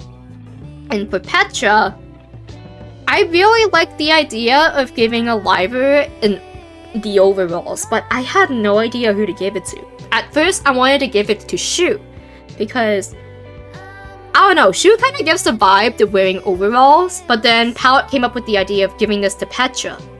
It's like, yeah, okay, yeah, let's put it on her. I think she will look cute on it. And we were right, she does look cute in in overalls. So yeah, she's like, I like how the petals is scattered, because it looks like it's like paint splatters, especially since Petra's like an artist herself. It looks akin to paint splatters, and it really matches the outfit. And Palette also really likes doing silhouettes. So before she gave me the completed art, she asked like, hey, I think there's something missing here. It's like, I want to have silhouettes in here. It's like, we have the head, so nothing for the head. The head is fine because the hair, the little tuft up here to look like a penguin's butt. So I was thinking about it. I was staring at it, and it was like, why did you add some sort of butt cape? Give her a jacket or something. It's like, yeah, maybe I'll do it. And so she gave her like a little jersey jacket, which really completes the look. And it also kind of balances out the pink and the yellow, especially since Petra is very yellow heavy in her design. I know that she's orange, but she leans towards yellow. I think it's like orange is yellow. That's the best way to describe it. Yeah. And of course, we gave her Converse, because you can't go wrong with Converse. And then, my wife! Elira Pandora! My wife! So yeah, I think Elira's was the first one done? Was it? Yeah, it was Alira and Ike. They were the first ones done. And we immediately knew what Alira was going to look like. Palette found like a really cute rain jacket that was like transparent. You can see the transparency on here. Can I zoom in? Yes, I can. Oh my god, this saves me so much time. So, booba! Anyway, you can like see the transparency in the sleeves and like the main part of the jacket, especially around the pockets. We really liked that. And we were like thinking about like what outfit she should have. And especially since this is in Seattle, spring is like rainy season. Or I think it's like fall or winter. I don't remember. We have a lot of rain. So we were looking at at Pinterest. Instagram would be a good place to look for info, not gonna lie. But we looked at Pinterest because of the mood boards. So and we found this jacket. And I was staring at this like, I really want to see Alira in this outfit. I thought every season was rainy season, not summer. Recently, it's been warming up, so it hasn't been raining much in the summer for Seattle. Which honestly, I probably prefer. It's like mostly cloudy, sunny during the summer. Especially around this time of month. We're getting less rain now, because it's getting warmer. But yeah, it looked really cute. I liked this one. And it's just like these shorts were so cute. I'm not gonna lie. I like the ruffles. Like there's like a cut in the shorts and they added like sewed in ruffles. This was so cute. I really liked this. And I think it really put together the entire outfit. And also like the sandals. Teehee. Oh, I just noticed these little ankle bracelets. They're so cute. Yeah, they got sandals. Of course, I mentioned this, but it was Pal's idea. Like instead of doing a regular keyhole, I think at the inspo we were looking at, it had a regular keyhole, but instead of that, she turned it into a sakura keyhole, which is really smart and also really cute. Of course, we have the earrings and the dad cap. Actually, when she was like showing me, like when we were working together, fun fact, most of these designs were worked on the plane. We were communicating on Discord, and Pal was like, "Oh yeah, I'm about to go on a plane." It's like, "Oh, are you gonna be able to?" It's like, "Oh yeah, I have internet on a plane." I was like, "Oh okay, I guess we're gonna communicate during your flight." So yeah, she's been working on most of the designs. In fact, half of the designs were done by the time she landed. So yeah, and this was my idea of having the outfit, not the keyhole, but the dad cap, as I mentioned, was her idea. Because she felt like something was missing, and she added a dad cap. It's like, ooh, I think it would be cute. When she brought it up to me, I was like, I think it would be kind of cute if Alira had like a dad cap. And she added it, was like, it really put it together, like her outfit. And then, Rosami-sama! I really like Rosami's outfit. I really do. It really screams Rosami. So, like, we have the little hair tie with the flowers. We have a cable knit sweater. I think I did tell her that the sweater, I was thinking about it as like, I kind of wanted it in line of her office lady outfit, which is like her third outfit with the coffee and everything, because she looked very cozy. And I was like, yo, can we have Rosami wear something like this? It's like, yeah, sure. So we got like, we gave her a cable knit sweater with this really cute dress. I found this dress and I was like, I wanted to give Rosami a skirt. We had like a lot of shorts and pants, but we did not have skirts. So I gave it to Rosami. I was like, okay, let's give her a skirt. I had no idea what to do for the top, so I just gave her the skirt and like the idea I had. And I think it was like I found some outfits that's like kind of Rosami coded, and palette really pulled through. with this outfit because it feels very her. It feels very Rosumi-sama. And also, I just noticed her shoes. Her shoes are so cute, especially the socks. Oh my god, the socks are so cute. They kind of remind me of like those barbershop quartets wearing these type of shoes. I forgot what they're called, but it reminds me of that. But yeah, of course, she also has Sakura theme. She also has Sakura's like embedded in her skirt too. It's really cute. I also like the idea that like some of them are carry branches, which is like a really nice idea. Alright, the next one is, I'm gonna probably do it in order. Shoe! Wait, no, let's not, well, let's do shoes last, actually, because I mentioned it took a while. This way to glasses, see-through skirts, overall crossover. Actually, that would kind of fuck. Alright. Wow, it is not updating. There we go. So, this is the other half. Palette was like locked the fuck in with these designs. So, we're gonna start from left to right. So, this was a joint effort between me, Palette, and Rin, but mostly Rin. Because Rin had an idea for Vox's outfit, and I really liked it. Really liked the design that Rin had. No, not Rin. Rem! They both start with M. So Rem posted a sketch, like an idea for Vox's outfit. And I really liked the pants. Like, I liked how Rem designed the pants. I was like, you know, Palette is in charge of the outfit, but I really do like the pants. Can you collaborate with Palette for Vox's outfit? It's like, yeah, so this outfit is actually a collaborative effort between Palette and Rem, and they cooked really fucking hard with this fit. I'm not gonna lie, this is probably my favorite fit for the boys. This is my favorite. I'm not gonna lie, out of all the boys. Like, the headphones really put it on top, especially like this. It looks like a howdy. I think it's like inspired by his howdy. Especially like how they made this like look like those Japanese depictions of a clouds or trees or something, but using pink. And like, of course, it's like onigiri. Look at onigiri. Look at his dumb fucking face.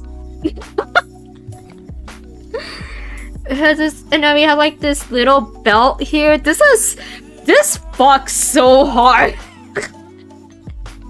This is such a good outfit. I'm not gonna lie. Honestly, if I had the budget, I would recreate this. I would recreate this outfit. This looks so good. And this one, this feels very Luca. So I'm not gonna lie. When we were looking through the Pinterest board, I really wanted to have at least one person with with a combo, like this jersey jacket. And it's like, I gave the idea to Pal, was like either Vox or Luca should have a jersey jacket. It's like, and I think Luca's was a combination of a zip-up jacket and a jersey jacket. I don't remember. I think it's both. But look at him. They gave him a beanie because like I gave the idea as like Luca in a beanie, especially around the time when we were working on the cup sleeve. His Niji Encounter song, his duet song. Niji Encounter is a project that Niji En did for the 3-year anniversary, and it's basically an original song project with 2 livers from different waves collaborating together and singing an original. And the last song released in the Encounter was Butterflies, and it featured UQ Wilson from Crisis and Luca Kanashiro, which is this guy. And in the music video for Butterflies, he was wearing a beanie and he was wearing a jacket, like this jersey jacket, and it looked really good on him. So I asked Palette if they can give him a beanie, because He looks really cute in a beanie. So I'm very happy that we came up with this. He looks very, he's so cute in this outfit. I really like this outfit. I also noticed that the letters are SK, like Sakura. And of course, ripped jeans. I'm surprised we didn't have many ripped jeans, but... wait, yeah, I think he was the only one with ripped jeans. Like, out of everybody, he's the only one with ripped jeans. And of course, I think these are supposed to be Air Forces, but Sakura. Sakura Air Forces. And of course, Banana. SawCon. Yo, have you been to SawCon? It's a fun convention. And then Banana outfit. I really like the girl's fit, but this one's definitely my favorite. I talked about this before. About this fit being like something that I actually want to get. You can actually buy this outfit. I really want to get this, but I have to wait until the terrorist situation goes down because... do you think the US has something as cute as this? Why is she holding a bench behind her? She gonna beat my ass? Do you want her to? I think she would, if you don't mind. But yeah, just like her tote bag. And she has like a little ribbon in her hair. It's so cute. It's very simple, but really cute. It really feels phenomenal. When I saw this, like Palette added this outfit to the Pinterest board. When I saw it the first time, I immediately clocked it as Banana because it reminds me of like her e-girl outfit. She has a Visual K outfit that just came out recently, but she also has another outfit that's like inspired by what she wears. I think it's like street fashion outfit. And this looks like something that Banana would wear. So I was like, Banana, this outfit. Immediately. I just clocked it immediately. Like, this is what she's gonna be wearing. And then, for my boy! Okay, this one took us a while to work on him. He was the last one to be finalized. So basically, before, Shu didn't have these sleeves. It was initially going to be a tank top and a sleeveless hoodie. And I was thinking about like showing off his biceps because Shu is jacked as hell. If you look at his model, he is so fucking jacked, dude. He has huge biceps. So yeah. Initially, he had a tank top and a shirtless hoodie, and everything else was the same. But when I was sent the key visual for Shu, there was like something missing, for sure. And Pal was like, "There's something missing. Can you help me out?" And so like I was looking at it, and I was like, "There's a lot of empty space when it comes to his arms. Like as much as I like his biceps." It's just mostly skin. Like imagine like there's no black sleeves. It's just skin, clothing. That's kind of unbalanced. So and that's when Pal told me that they had to go to a wedding, so they couldn't really finish it. So I told him to like, can you send me the PNG so I can work on it? It's like, yeah, sure. So that's what I did. I got the PNG for this. And then I quickly drew sleeves on Shu, and he looks androgynous. That's what I like about Shu. Sorry, a little side track because he's my Kamiyoshi. I really love Shu's design. He's very androgynous. His design is very androgynous in the first place. If you look at his model, he can like. He's masculine, but like his face and his hairstyle, he's very androgynous. He's like the perfect canvas to make anything with him. You can put him in feminine outfits, you can put him in masculine outfits. He's like the best liver to work with for androgynous outfit. Well, outside of Aster is also very androgynous, but Shu is also really up there. His hair is kind of hard to draw, but it's really worth it. Cause, oh my god, people need to experiment with shoe art. I swear to God, there's like not a lot of people who are experimenting with shoes design. He is like the perfect subject to fuck around with outfits and what you can try. There's also Vox. Vox is also kind of androgynous, but like shoe especially. Shoe. Ah! But yeah, if there's any Yemenian artists, any Niji artists listening or watching the stream, ooh, you wanna fuck around with shoe outfits, ooh. But yeah, side tangent. Side tangent over. For this one, I had to add in sleeves, and initially, this hoodie was fully white. There was like nothing except for some pink on the sleeves. Like, there was like pink on the drawstrings, but it was like fully white. And it was like, even after I added the sleeves, it's like, it felt empty. So the best thing that comes to mind is like adding sakura petals, which really put it all together. And it really balanced everything out. So I'm very glad that I added these sleeves and the sakuras. Yeah. And now he looks pretty good. And he looks really pretty. And also, I did notice last minute that he didn't have his hair. Like, he has short hair, but I'm not gonna lie. As I mentioned, this fit looks really good with short hair. He looks really fucking good with short hair. He has a jellyfish cut, which means he has like, the top layer is short, but the bottom layer is long. Like, imagine there's like his long hair here. So like, it really looks good with short hair. I'm not gonna lie. It doesn't take away too much from the design if he had with the short hair.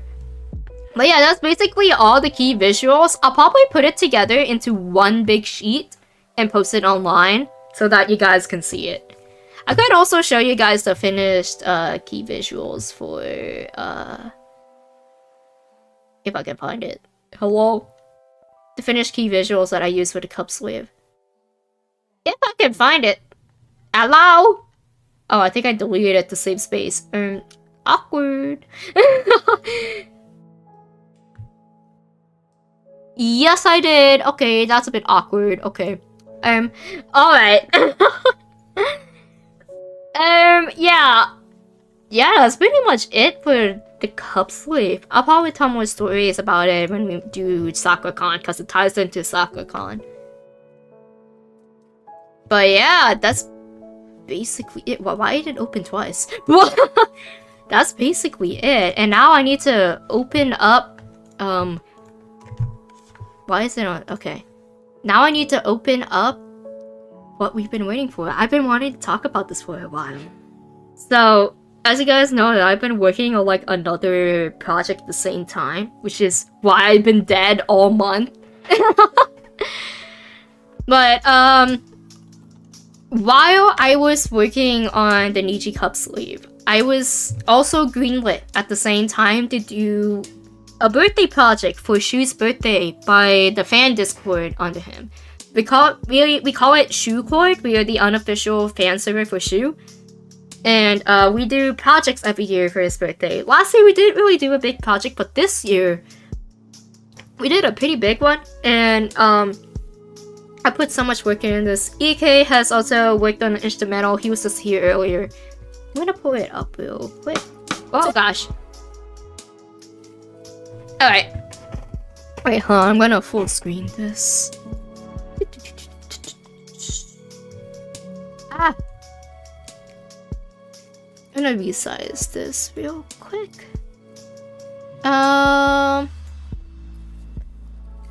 Basically, what we're gonna do, I want to do like a watch along. So, before we start on Rocket Slate Loop. So, the song choice. Let's talk about the song choice. So, I think the song choice is a good place to start. So basically with the song choice, I had this idea to do Wakusei Loop because around the end of last year, Niji Sanji was doing a music festival to celebrate the end of the year. Initially, it was going to be Mario Kart. They flip-flop between the Music Fest and Mario Kart. Last year was the Music Fest, and it was a 3-day festival. And it was like the biggest music fest that happened because it had like over 100 subunits performing.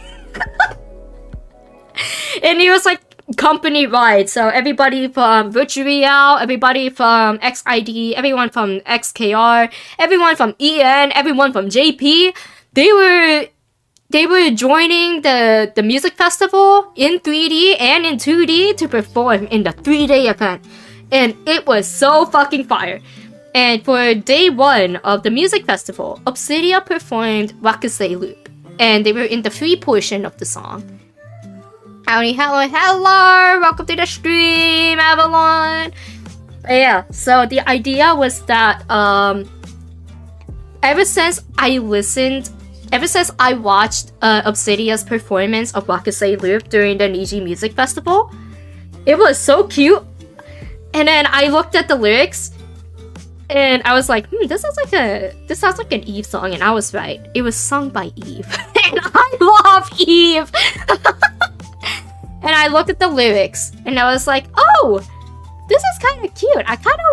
Maybe I should do this. Like, this is like just an idea I had, because around the time that I was invited to the server, Ruby, who is one of the vocalists and one of the project members of Criticism, she invited me to a server where a lot of Niji fans come together and uses it as a hub to organize projects.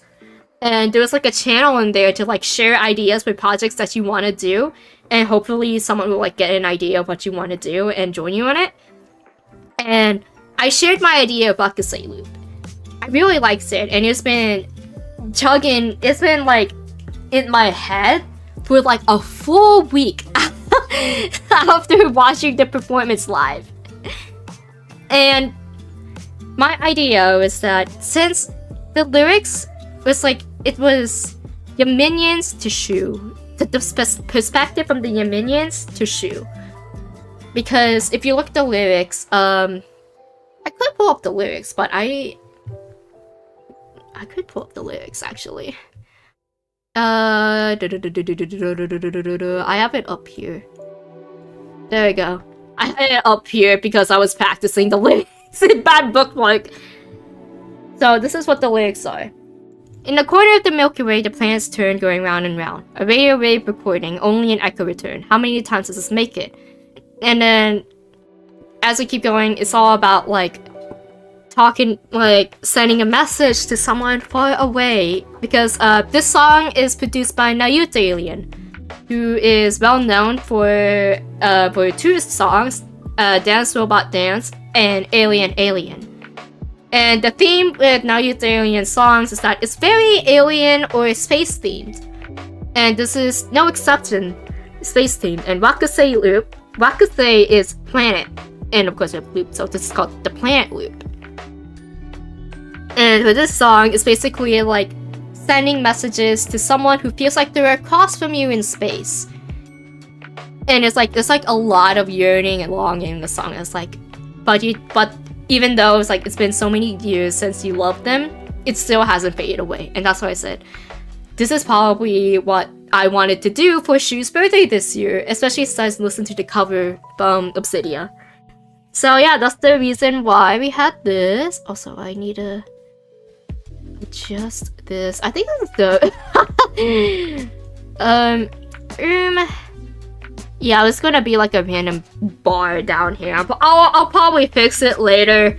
I'll fix it later. Wait, hold on. I'm gonna do something real quick. I'm gonna make myself invisible on Steam. Do not disturb. There we go. And then I can do this. If I can do it. Window caption. Display capture. Oh god. Whoa! Whoa, why are you big? Now let's hide this. Sorry, fucked up display right now, guys. Alright, here we go. I had to hide my Steam notice. But yeah, it's like, especially in the pre-courses, like, in the distant cosmos, I fell in love with you, even though I don't understand that I won't reach. I wanna meet you, my feelings, they loop. I feel like I'm gonna lose it. I can't exchange with you more than that. I wanna meet you again. I want to meet you right now. The coming days loop too, they loop. Even if you're not on this orbit, there generally is only love. Which is like, whoa, why are you big? That's what C said.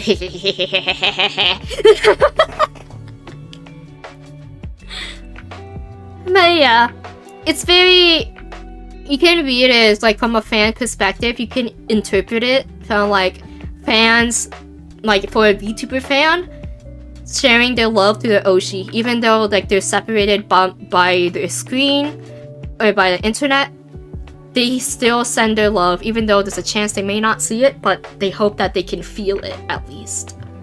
And they want to see them even after the stream ends. Maybe like they want to see them on stream again, maybe they see them online again.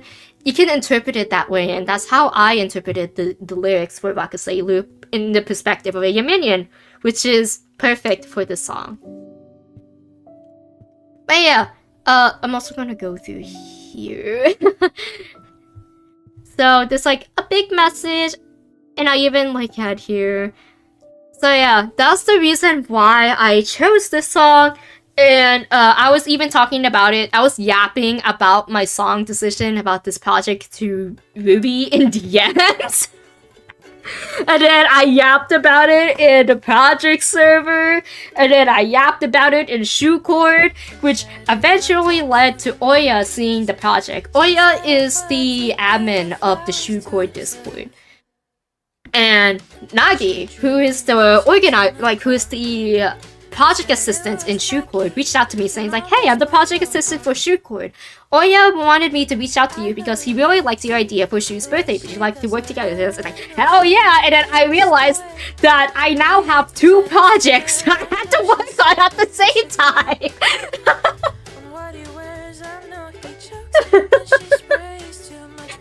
It was so funny, but it really worth it. So as I mentioned, for the 2 projects, I had two assistant organizers. Nagi, who is the one who reached out to me, they were my assistant organizer, but Solon also DM'd me on Twitter and offered to be the project manager. And I accepted their assistance because I really needed their help with management. And I'm so happy that they offered to do project management because that really lifted off some of the weight off of my shoulders, because I was like super focused on the cup sleeve, and that like for the majority of the project I was so focused on that.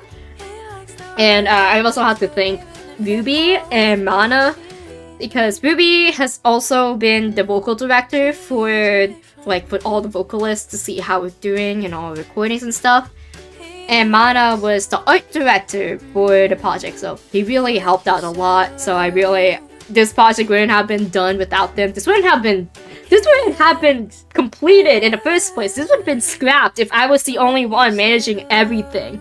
So thank you to all the project directors who helped me out while I was busy with the cup sleeve. And also thank you to Rin and all the Niji cup sleeve people who helped out with managing doing the designs and all the art, and also helping out with the decor and the manufacturers and stuff. Especially to Jeff, because I wasn't able to buy a lot of the merch myself because I'm unemployed. So I have to pay back Jeff eventually, someday. But eventually I need to pay him back. But thank you, Jeff, especially for getting the acrylics and stuff needed for the decor, needed for the merch. But yeah. Actually, I'll talk more about it. I'm gonna pause the music and we're gonna watch this in whole. Alright, here we go. I'll try not to talk too much while the video is playing. I'm gonna raise the volume a bit. Here we go. Alright, Bakusei Loop. Let's watch it together and I'll talk more about it. Alright.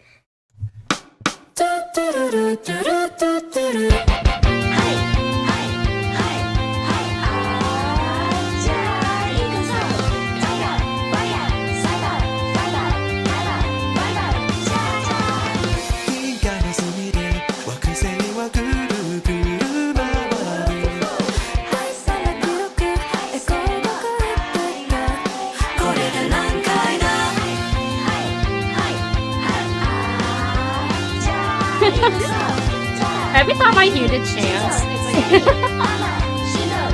Wait, I'll lower the volume a bit more.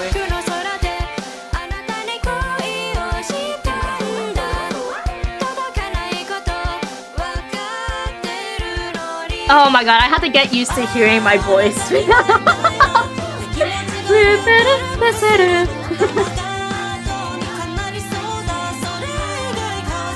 Oh my gosh. So the fan chants, I had an idea to do the fan chants for this song.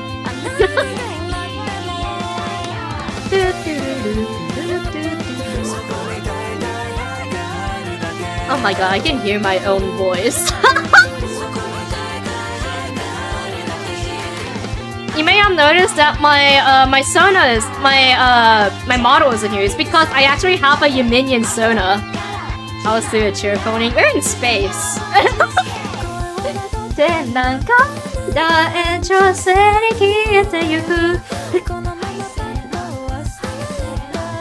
Oh, I like this one. Loop! I love Loop's art so much. Loop also did the Petra drawing we saw in the last frame. I love Loop so much. They're so cute.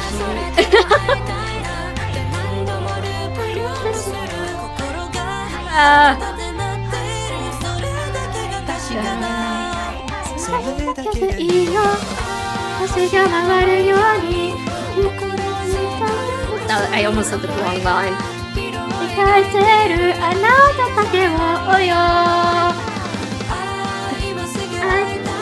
Alexia! Look at them go! I like the idea of having Luxium wearing their content morning outfits because they did a collab of content morning. And they also played Chain together.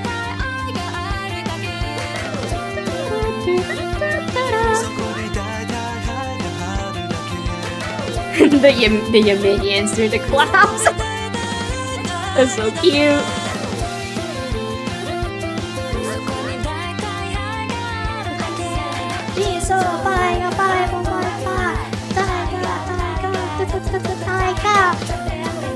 Yeah. This frame. So we had three. I think it's three. Yeah, three main artists to work on the final shots. This shot is so so pretty. He's so pretty. Look at all these people. Holy shit. We managed to get this done in like 2 months, which is impressive. Alright. I'm gonna go frame by frame. I'm gonna turn my music back on. I'm gonna go by frame, but before I do that, I'm gonna explain the chants. So, throughout the song, you have noticed that there are chants in there. Very obvious. So, the original Wakusei loop does not have chants. It was just singing. The chants was an idea I had, especially since I had an idea, like I got into idol culture around Northwest Idol Fest in October. And when I was listening to the Eve version of Wakusei Loop, there's a Hatsune Miku version on Yuta Alien's channel. And there's a version sung by Eve himself. And when I was listening to the Eve version, what I noticed is that out of pure fun, during the instrumental break at the end of Eve, I was doing the Sanren the Sanren remix, and and that is the Jinso Fire Fiber Wiper. That's the chant, and I did that out of fun because I remembered that Pomu would do it out of nowhere, especially like during the final instrumental breaks when I was at Idol Fest. We would do that, and I was like, what if I did that for Wakusei Loop? And then I found out that it perfectly fits at the end. And then I got the Afage idea to do fan chants throughout the song, though I kind of went ham on it. Whoopsies. I went ham on the fan chant. And I went pretty hard on it. And it was like so fun to do. I did it all. Like, I think I accidentally pulled an all-nighter. Like, I was working on the fan chant guide until 3 or 4 a.m. And I did it in one sitting. Of course, I could have reached out to Ashes. It's like, hey, can you help me out with the chant? It's like, yeah, sure. And then, like, no, I did it all on my own because I was insane. It was really worth it though, because it was so fun just doing the chants and like writing, like recording and also like writing it down, like writing the guide. And I was like kind of worried if people were gonna participate, but it was like actually enough people to make like a small chorus of chants. I was also pretty happy, like there was like people who submitted the toot doo doo doos, because like we had like toot doot, like toot doo doo doo doo doo doo doo doo. We had people submit that, and we actually had enough people to submit because they were also going to be layered in with the main vocalist's toot-toot-toos. So we had that going. And, but yeah, that's what the fan chants came in. Alright. Hello? Shit. Sorry. Okay, so I had to like switch screens. So we go. I forgot how you do frame by frame. Is it control? Shit. Alright. I guess I'm gonna use this. So this one. The MV was made. Okay, here's the credits. So MV was made by June. June is also a VTuber. June streams a lot. They've been working pretty hard. They're such a hard worker. They practically live in After Effects. So they live in After Effects in the live 2D program. So, thank you, June, for editing the music video. They were locked the fuck in. For like the last 2 days, they were locked the fuck in getting the MV done. And, thank you, June. But yeah, and EK earlier mentioned he worked in an instrumental. And we have our mixer, Crimso. EK and Crimso has known each other. I was actually recommended Crimso to be a mixer because one time, I think it was like after the initial cup sleeve meeting with me, Jiff, and EK, I actually told him, it's like, I actually kind of want to do a cover someday. It's like, oh, let me recommend you a mixer. And he sent me Crimso in DMs. And I was like kind of worried about like the mixer, and it's like what if I get Crimso? Because I listened to EK's Confessions of a Rotten Girl cover, and Crimso mixed that cover, and I really liked the mixing there. So I reached out to him in DMs. Actually, he has a Discord, so I reached out to him on Discord just in case he couldn't see it on Twitter. And he agreed to the project, so I'm very glad to have worked with Crimso, even though it's like we were really pressed for time. But I'm really glad that we got to work with him, and I actually kind of want to work with him again in the future. It was also really nice working with EK. Honestly, these guys as a team together is really good. They are credited later, but Ren and Nagi. Nagi was helping out with tuning. They tuned the main vocalist, while Ren was timing and tuning the chants and the tutu submissions. Honestly, those guys were, I'm not gonna lie, we kind of struck gold. I struck gold with asking these guys, and I would love to work with them again, especially like other projects. I want to do another cover, a solo cover this time. Not sure what song, but I want to do another solo cover, and hopefully I get to work with maybe at least one of these guys again in the future. But yeah, they worked their asses off. They were locked the fuck in. I remember that EK was like setting in like samples of the instrumental. It was like originally going to be like so the process for the instrumental was that I sent him the original music by Eve, and he had the idea because we were going to transcribe it to -5 semitones, because one of our vocalists is like, I have a really big range, but I can't guarantee the other vocalist audition would have the same range as me. So I had to like lower the range, lower the key by 5 semitones. And it was perfect because if we did it in the original key, I would do it in Miku's original voice. But it would not sound natural if we did it in the original key because it was sung by Eve, and Eve is a tenor, and sometimes it's very unnatural. It doesn't sound comfortable. It's not really comfortable for like especially people who has like higher voice, like female like female range voice.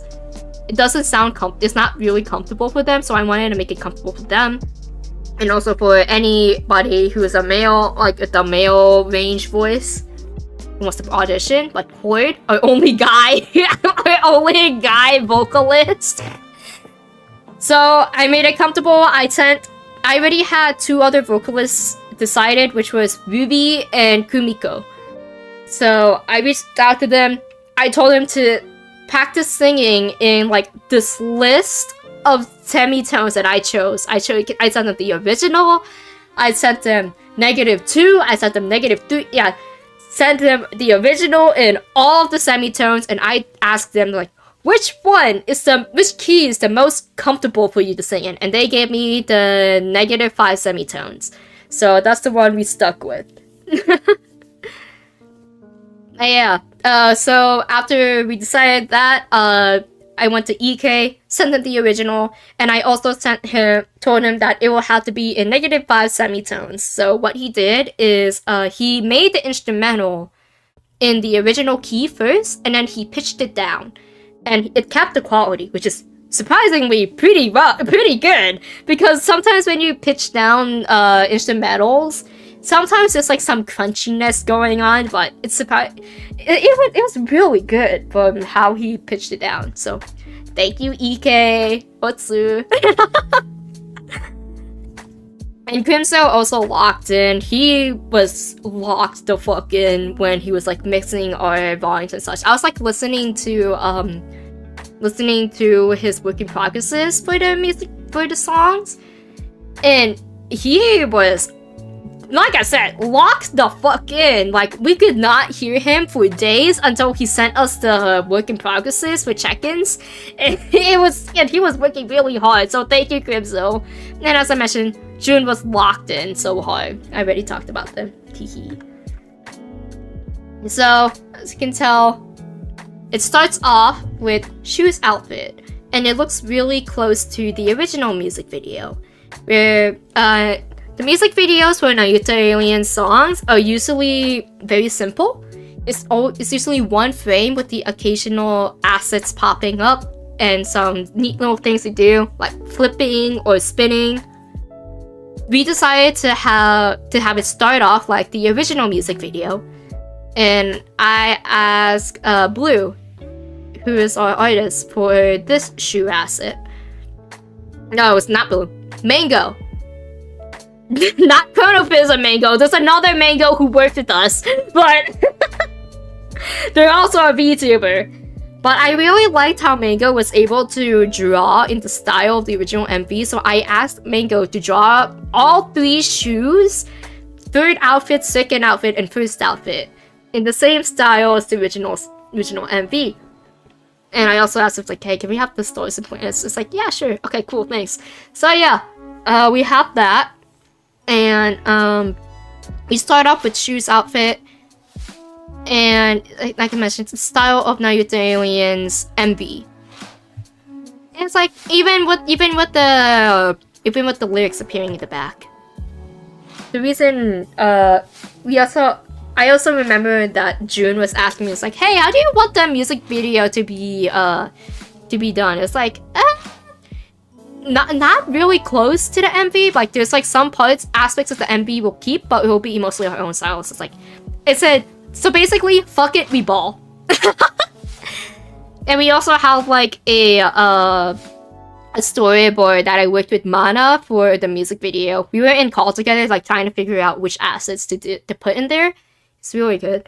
And I actually, EK also asked me to say this, like, hey, is there like anything specific do you want me to do? It's like, not really, you can just go ham. It's like, excellent. It's just like, I'm really happy how the instrumental ended up because I like giving artists freedom.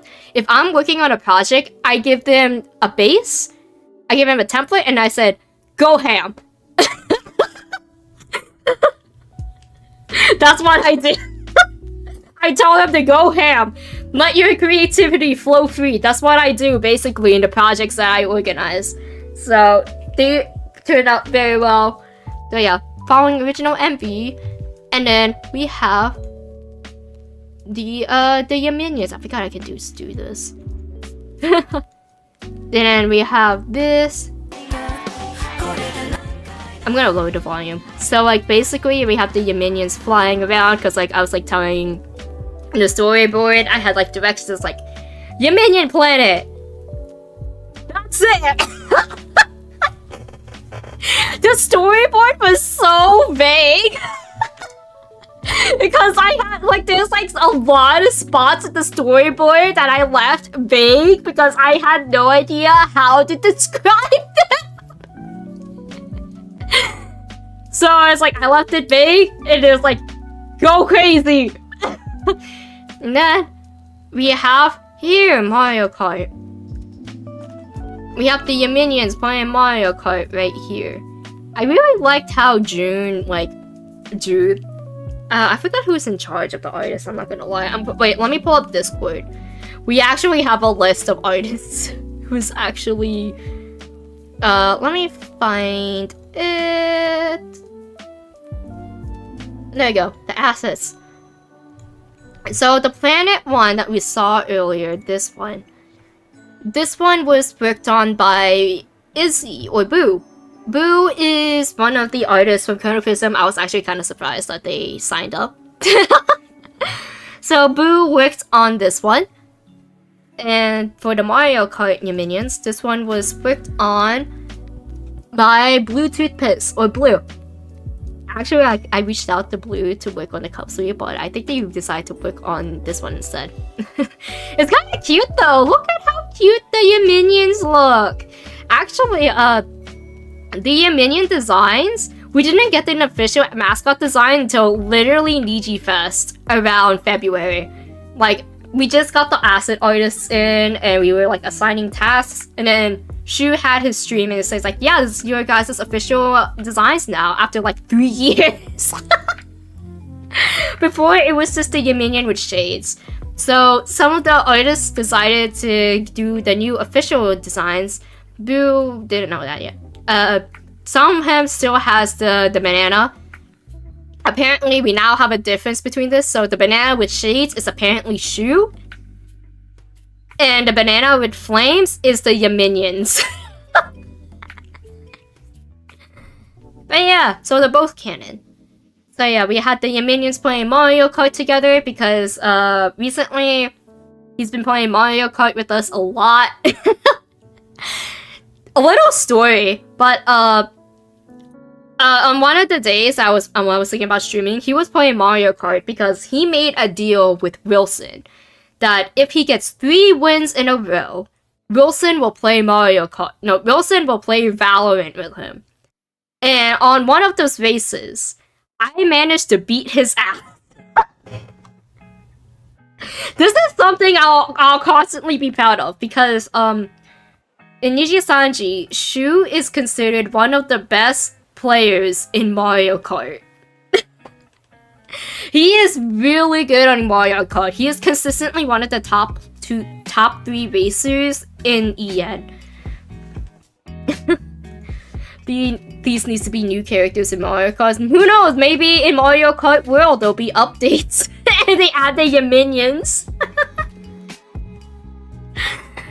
But yeah, this is something I'm constantly proud of. I beat my Kamiyoshi in a game of Mario Kart. I was pretty impressed because I haven't touched Mario Kart in months. Yet I was able to consistently be in the top 3. And every time I didn't win, I was either always behind him, in like 1 place behind him, or 1 place in front of him. Which is impressive as fuck! Especially since I was so rusty. The last time I played Mario Kart before the stream was literally on Oka's birthday. Hopefully the entire Nintendo company is watching the stream. Ooh, Chigiteru. Ooh, Miyamoto. Ooh, you wanna add your minions? Ooh. So I'm impressed that I could play as well as him. So yeah, this is a fun stream.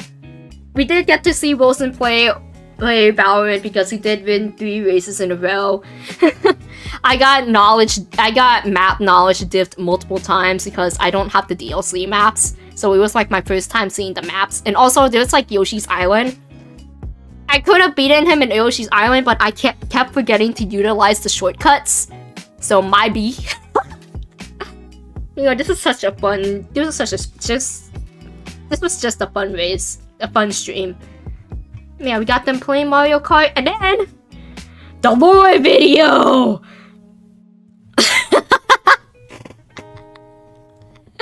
The lore video.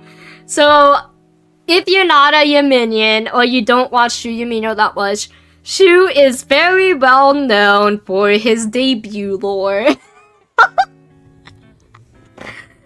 In his debut lore, it was basically him using a bunch of Irasu Toya assets, and it was so fucking scuffed.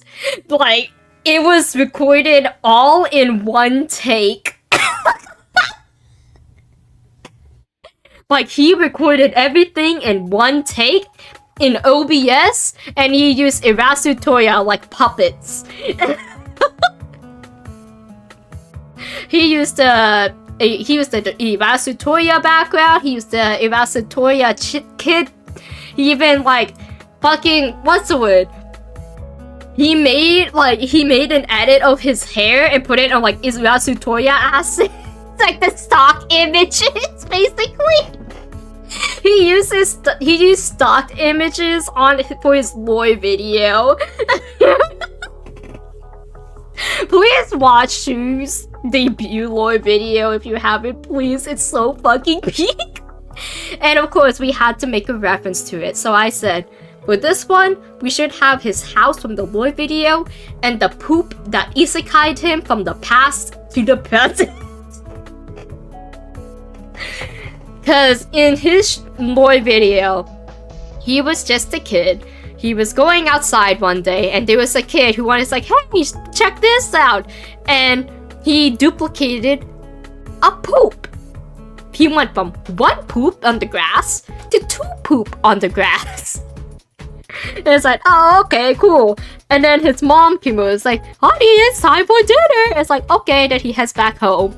And then all of a sudden, one of the poops that the kid duplicated is magical and went on fire. And then it bumped Shu into the fireplace and set him on fire. And then he made a your mom joke so fire that God liked it and sent him to the present. That's actually his lore. I'm not kidding.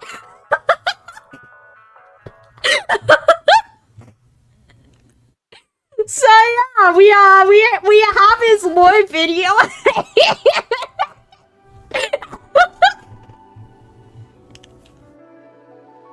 Please watch his lore video. It sounds insane, but please watch it for full understanding. But yeah, and then the next shot is the chair. We call this the chair because Niji Sanji Ian had a concert called AR Live, and he performed Shanti by Wotaku. And I shit you not, that was the most sluttiest I have seen. That chair has not left my mind. In fact, I even have Oshi marks for the chair in the Chronoprism server. And I have not changed my nickname in the server. And the Oshi mark is just the chair and a megaphone. I wish I could show screenshots of AR Live, but they didn't allow screenshots of of Shu's Shanti performance. Because that's where we got the Hormino tag. Literally, I shouldn't you not. When we were like storyboarding this scene, I was like, for this lyric, chair. And that's it. I just wrote down, the chair, trademark. And this chair was designed by B-Mom. Designed by me. And as expected, I saw Ruby lose her mind over the chair. I wish I could show you guys Shu's chair performance, but it's lost media, unfortunately. Hopefully they release AR Live as a Blu-ray. I really want them to release it as a Blu-ray because it was so peak. I love AR Live. And then skip over to this. Okay, we had 2 people booking on the chibis. These chibis, okay, this one is Miko and this one is Ruby. We have Miko and Ruby. Miko is a fan of mine and also the producer of Konopism. And we had 2 chibi artists. Let me see who is the chibi artist. Was it? Yeah, Asteray. So Asteray was in charge of Miko and Ruby's chibis. And the rest of the chibis were Mari, Cord, and mine, and that was made by Woni. My Woni. Yeah, Woni. But yeah, we had them like do the do hands, like you can like see their hands. Oh, I'm gonna play it real quick so you can watch their hands. We had to ask them to like make the hands like that, but Woni was unfortunately having difficulties with their internet because like there was like one time where like Quip Studio Paint was not opening at all for them. And then there was like another time when Discord was acting up on them to the point that they can't talk on Discord. They were literally fighting for their life, especially since they were organizing another project that Shu, like for Shu's birthday, it was Fua time.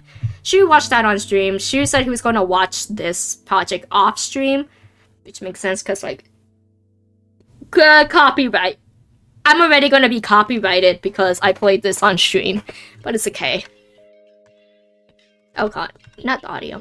But yeah, this one. Oh my god, we had Shu's second outfit. Oh yeah, the Yaminions! I didn't really get to get a good look at the Yaminion faces down here. Who worked on these Yaminion clapping? Yasmin. Yasmin worked on it. Oh, Yasmin worked on the poop in the house, and Yasmin also worked on the Yaminions clapping. So yeah, for this one, we had what was it? Don't remember, it was blue. No, Mango. Mango worked on trademarked the stream. You got the chair, so yeah. So I asked if they can like.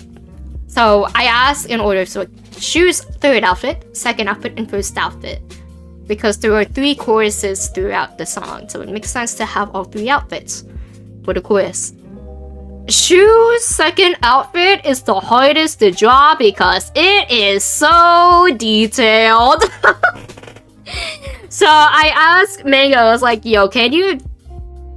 We like to have Shu's second outfit. Good luck! That's basically all you have to say. It's like, good luck, because his second outfit is so pretty, but it's so hard to draw. It is also really hard to cosplay because there's a lot of layers, especially in the wig. Look at all that detail in his outfit. So shout out, so props to Mango for like being able to like simplify his second outfit into something so simple like that. Yeah, and then next up, Fast Fook. So, this one was also drawn by BMO. So earlier at the start of the year, around last year, around this year, Shu organized a collab for a fast food simulator with all the boys who participated in Niji Encounter. The boys who participated were Shu, Sunny, Ren, Doppio, Luca, and Wilson. It was not all the boys, they were missing some of the boys. They were missing Ike, Vox, and Zally, but it's okay. Those are the boys who participated in Fast Fook. Shout out to, they were like trying to figure out a name, and then Shu just changed it to, no, I think Luca changed it to Fast Foo, and then Shu added the copyright symbol to make it Fast Fook, and the slogan was Fast Fook, where you have a nice fooking day. Or in Luca's word, Fast Fook, where unlike faster foods, we fook you better.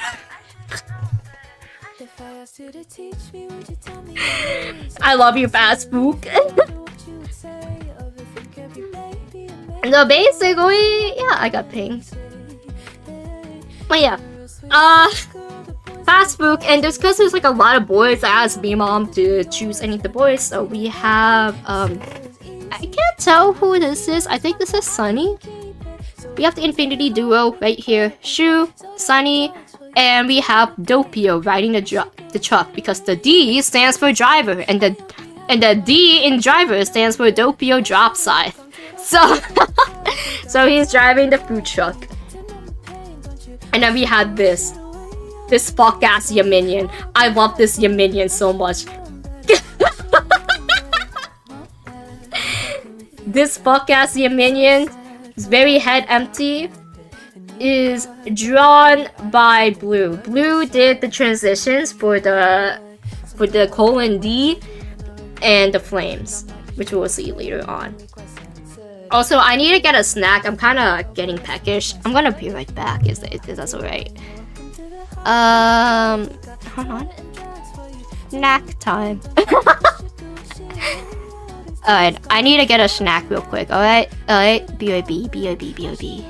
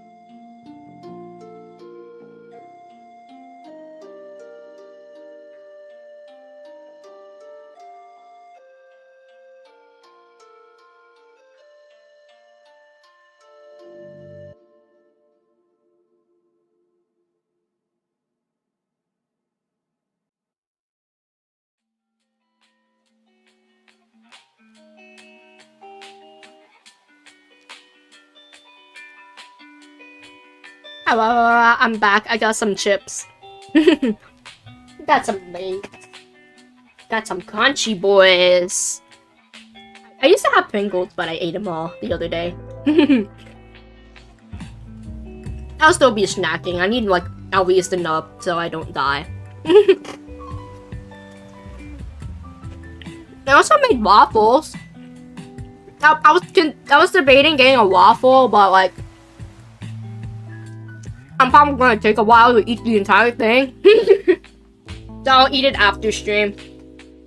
I think I'll probably like have this be like a shortish stream, maybe like 4 hours, because I really need to eat. And I need to wake up early.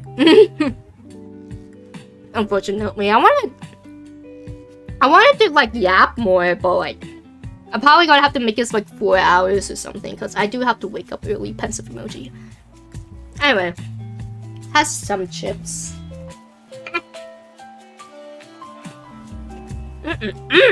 Crunchy.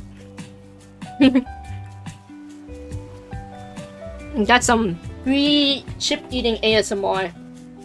Where's my chocolate? Did my dad throw out my chocolate? Damn, I think he did. That sucks. This would have been so good with chocolate. Maybe I'll give later my chocolate waffle. Yo, chocolate waffle with strawberries and caramel syrup is so good. That's what I've been eating my waffle with today. Pretty good. Although this sucks, I ran out of appy juice. This is so fucking sad. Anyway, now I had some chips and I'm not dying. Let us continue. Starting from this Yaminian transition. Alright, this one is made by Loop. Loop asked if there's like anything that they could do because they're not confident in doing outros. Like, you can do your minions or the Petra one, because the Petra one wasn't claimed yet. So basically, this is a reference to Luca's 3D debut. Because in Luca's 3D debut, there was an obstacle course, and they had to like jump across a platform, an obstacle course. It's basically like Wipeout. But the thing is, they had to throw balls at the participating libraries, and she was participating. Petra threw the ball directly at his crotch. And we're not gonna let him live it down. So wait, I just noticed the frame. Wait. I kind of want to go to the frame who's just so... Wait. I'm trying to find the frame. It's like a small frame. He's just standing there. It was like...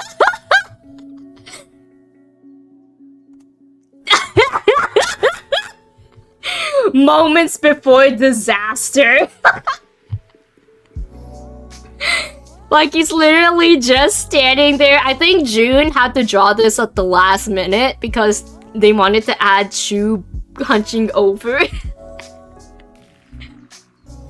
So, yeah, this is from his Lucas 3D debut, 3D model debut, where Petra literally threw a ball directly at his balls.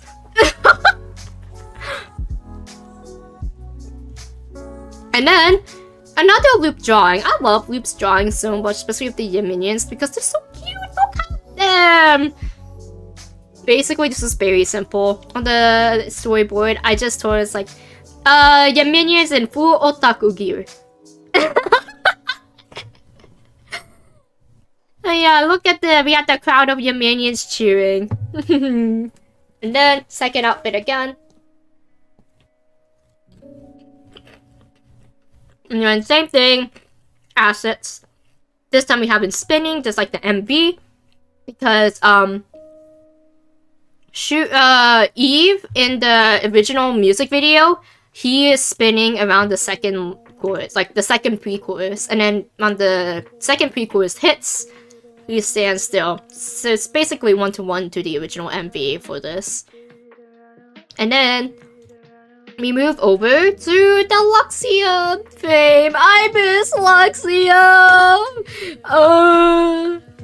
This one is drawn by Boo.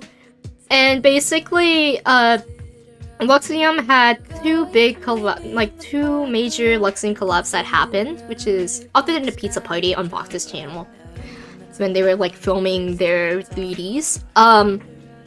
They were playing Content Warning and they played Chain Together, which are like the streams that I enjoyed the most from them. So I asked us like, I want them to be in Content Warning suits and also chained together.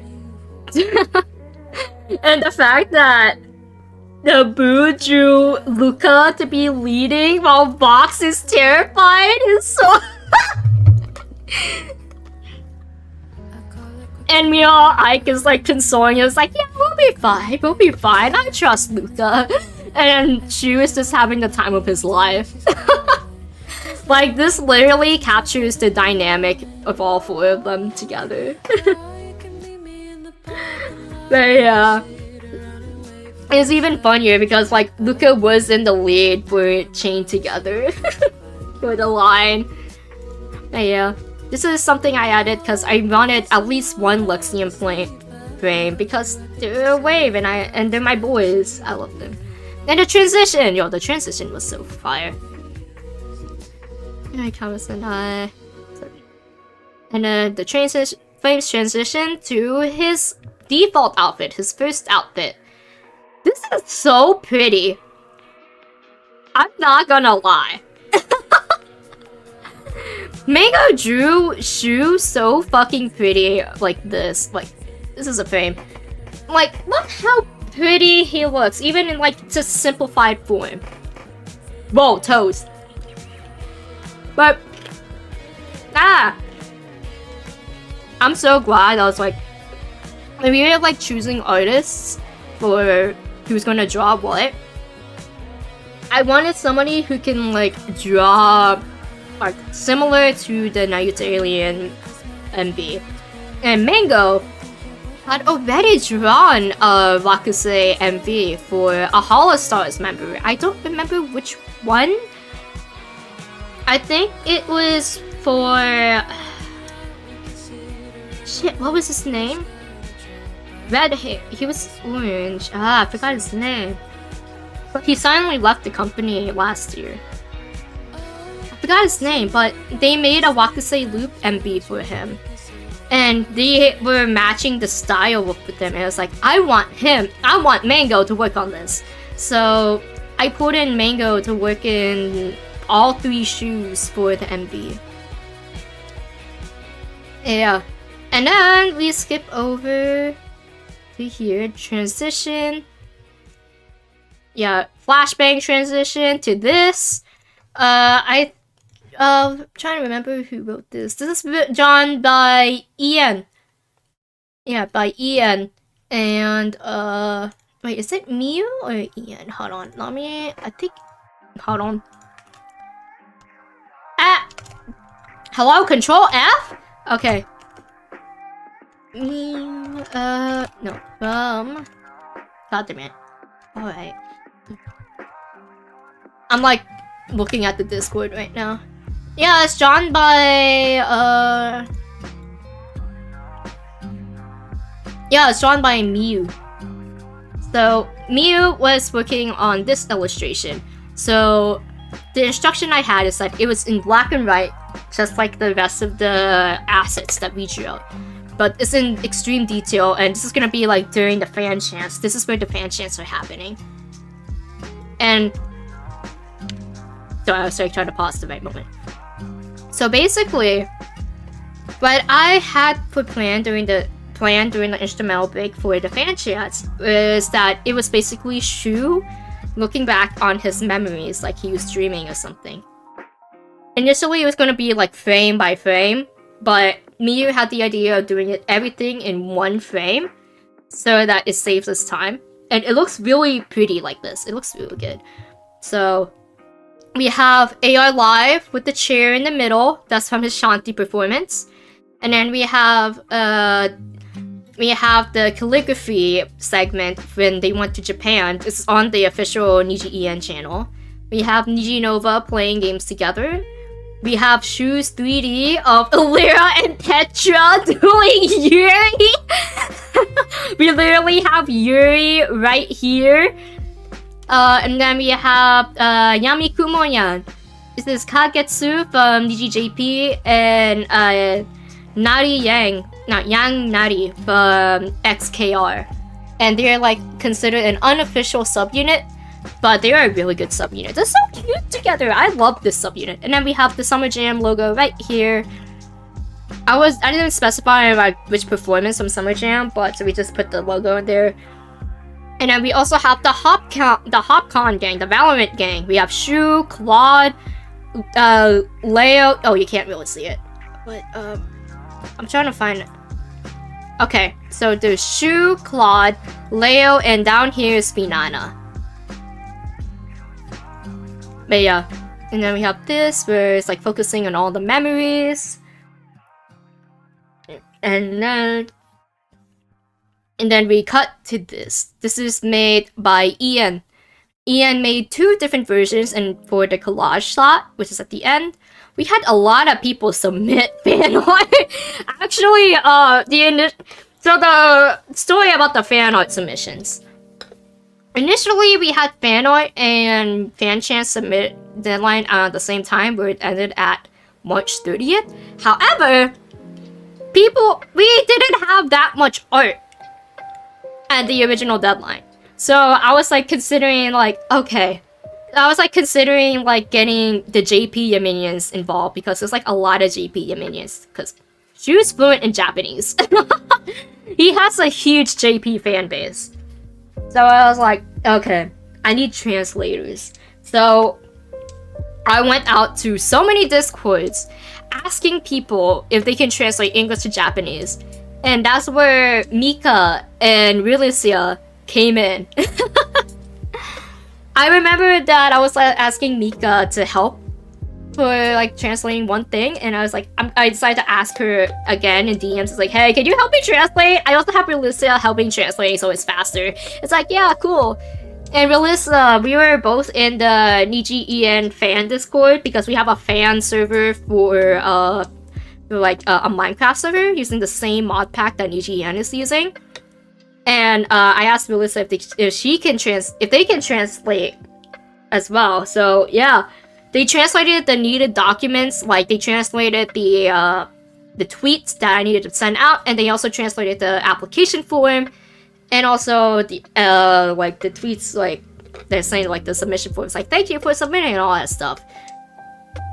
And yeah, without Realicia and Mika, this would have looked so much smaller because I was able to get so many JP minions to help out. And also shout out to Oya, who's been helping us throughout the entire process of making this project because Nagi was like a messenger for us whenever I couldn't be doing my organizer duties. But when there's like moments I needed to reach out to Oya, I'll be DMing Oya. Like both me and Naki were DMing Oya to get info and stuff needed for the project.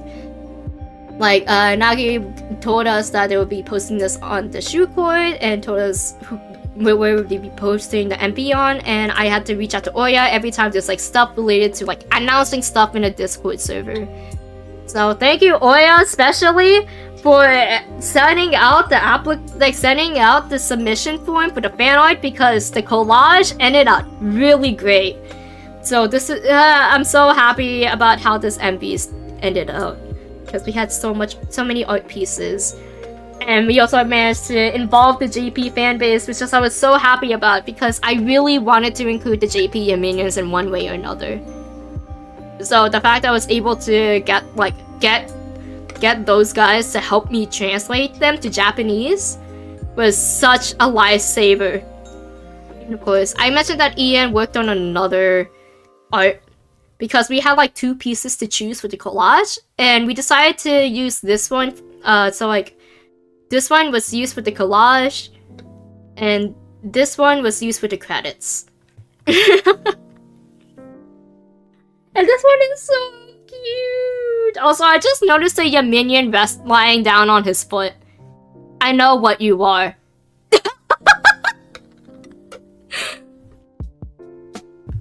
I know what you are. Yeah, that was Wakaseilu. Yippee! Look at all these people. Look at everyone. I just noticed that Jude fucking messed up my name, but that's okay. MV is already out. It's okay. Look at all these people. Oh my gosh. I'm so happy that they all got together and like helped out like in such a short notice, because like everything that I've done for 2 months, that's not a lot of time. The deadline for this was literally June 1st. I had to the deadline was June 1st, not June 1st, May 1st. And we've been working on it since late April. So I'm so happy that we were able to get this done and that everybody was able to participate in this. So thank you, Davey. I'm so emo. Yeah, especially like I do like especially like thank you to Nagi for telling me, like Nagi, Mana, Ruby, especially these guys, and Solom. Those are like the biggest carriers because they were like taking care of everything that during the period of time I was like so focused on the cup sleeve, because for the first 2 weeks of April I was unable to fully focus on the cover. So they were the ones making all the calls in my absence. So all of this wouldn't have happened if it weren't for them. So thank you guys for helping out in such a short amount of time. But yeah, that's basically the Shukoid project. And now I can just finally talk about this. Oh my goodness! Oh my goodness! Let me just hide this real quick. What happened to my OBS? Why is it showing like this? What happened to my OBS? Why am I all the way up here? I was just trying to hide the display. Well, I guess I'm gonna do it like this. I didn't notice until now. It's like, why does it look like this? Okay, now it's fixed. Alright. So SakuraCon. I didn't really take many photos during SakuraCon, to be honest, because this was the busiest SakuraCon that I ever had. Now we go for story time. I'm gonna hide this. So, most of my crunching went into the cup sleeve. Normally when I crunch for cosplay crunching. Yeah, I'm gonna eat a chip.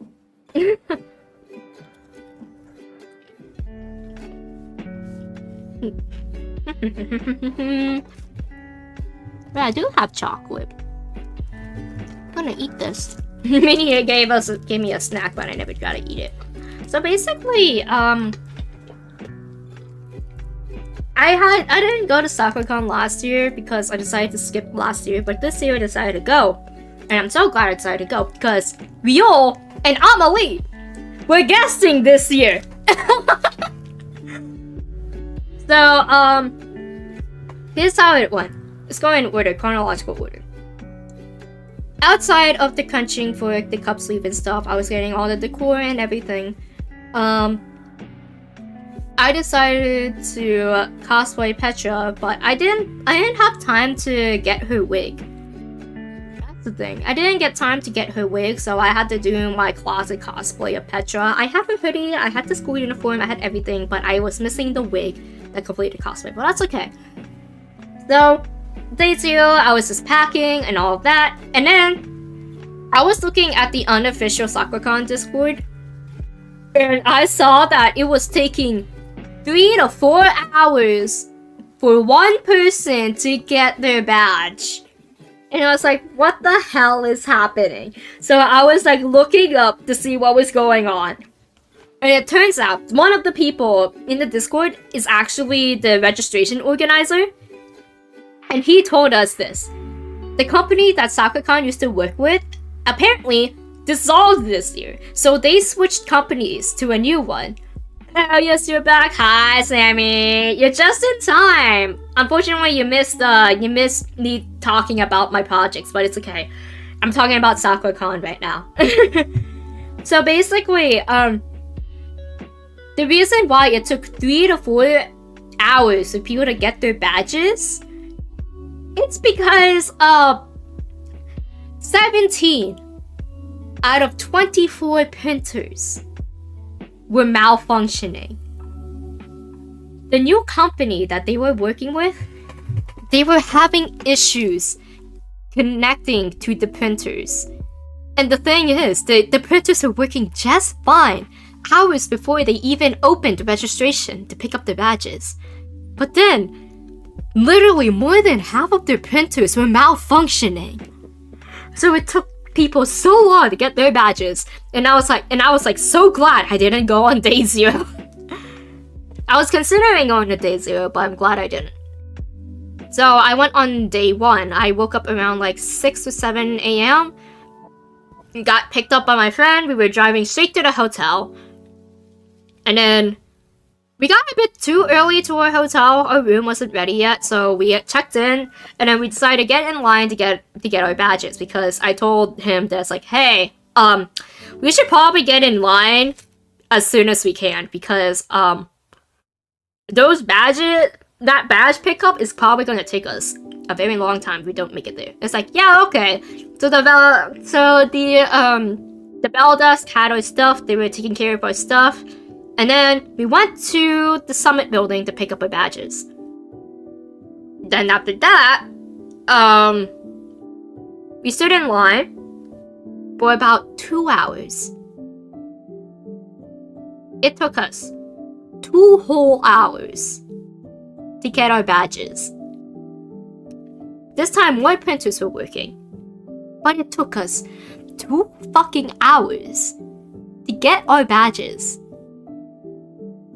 That's insane.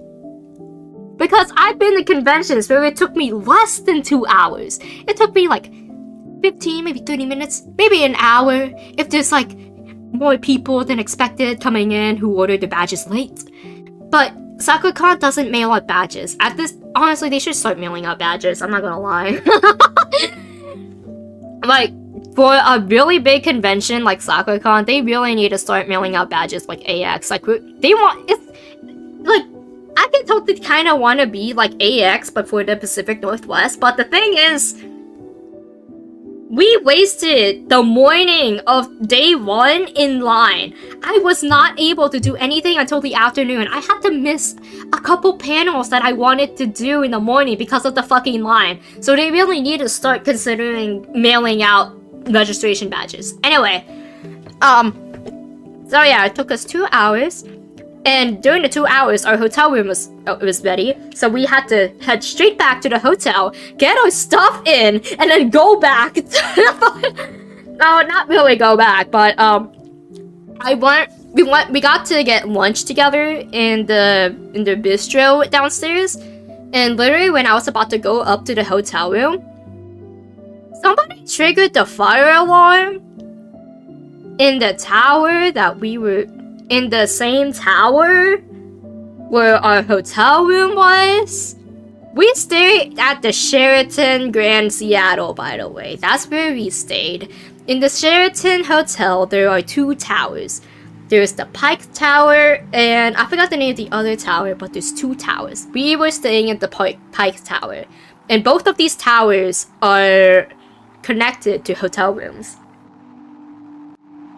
And literally, when we just finished eating, I was going to go up, grab some of the freebies that I forgot to grab, And then, when we were about to pay for lunch at the bistro, there was an announcement on the intercom saying that the fire alarm has been triggered in the Pike Tower on the 21st floor. The fire trucks has been notified. It's like, our room is on the 19th floor. I don't know what caused the fire alarm. Nothing of our stuff burned, thankfully, or else I would have to cancel the cup sleeve.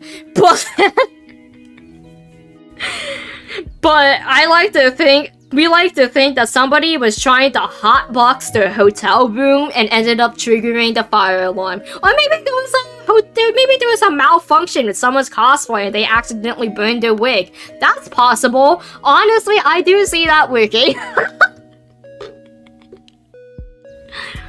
So yeah. And then after lunch, I went straight to the artist alley because I decided to make that my artist alley day. Initially, I was planning to go to the exhibit hall, but I only had like a couple hours to spare and I had freebies to give out. So I was soliciting people, giving away freebies. I was also doing my deliveries of giving the artists who participated their freebies and such. Like I was giving like the cup sleeve. I know that palette was tabling there, so she gave me her table. I delivered everything that she wanted and gave it to her. And I met up with Newsly to give up to meet up with them and give out the stuff they needed. They even gave out flyers for the cup sleeve. I made like mini flyers. I made like 25? I don't know. Math. I made 27 flyers, like mini flyers for the cup sleeve to advertise. I gave out all of them. Like I didn't make a lot because I was not expecting a lot of people from Niji to be, not a lot of Niji fans to be attending this year because there's not really a lot of Niji related stuff happening in Seattle during SakuraCon. So I just put in out 27 stuff. 27 posters. What am I saying? 27 posters. Okay. But yeah. And then after the artist alley, I met up with my friend because we were going to a maid cafe. So basically, this was my first time going to the maid cafe, and SakuraCon invited Dreamland Maid Cafe, which is honestly a really cute maid cafe. They were in the Summit building, and I was like telling my friend, I was like, hey, we should probably... So like I decided to, we both decided to head back to our hotel room to rest our feet for a bit before the maid cafe. We were like watching, I think he was like watching One Piece in the hotel room. So I was like, yeah, we can watch one episode of One Piece. We ended up watching 2 episodes of One Piece. I don't know what episode it was on. I wasn't really watching it. He was. And then I was looking at the time, I was like, yo, we should probably head out to the Summit. It was like, shit, you're right. So we went to the Summit building. And the maid cafe was fun. I'm not gonna lie. I peer pressured him into coming with me to the maid cafe because I really wanted to go to the maid cafe. I thought about inviting Joy, but Joy has traumatized from the Chibi Chibi Con maid cafe. But the one that we went to from Dreamland in SakuraCon was actually miles better than the Chibi Chibi Con. Like, they were trained maids. Like, yeah, Dreamland Cafe were trained maids, and we had a fun time. We got to talk to a lot of the maids. I actually got to talk to, like, some of the, like, one of the maids that I got a checky with her. They're also a VTuber. I forgot their name, but, they were at the maid cafe, and we had so much fun. We were, like, they had a parfait. The parfait was so fucking good, dog.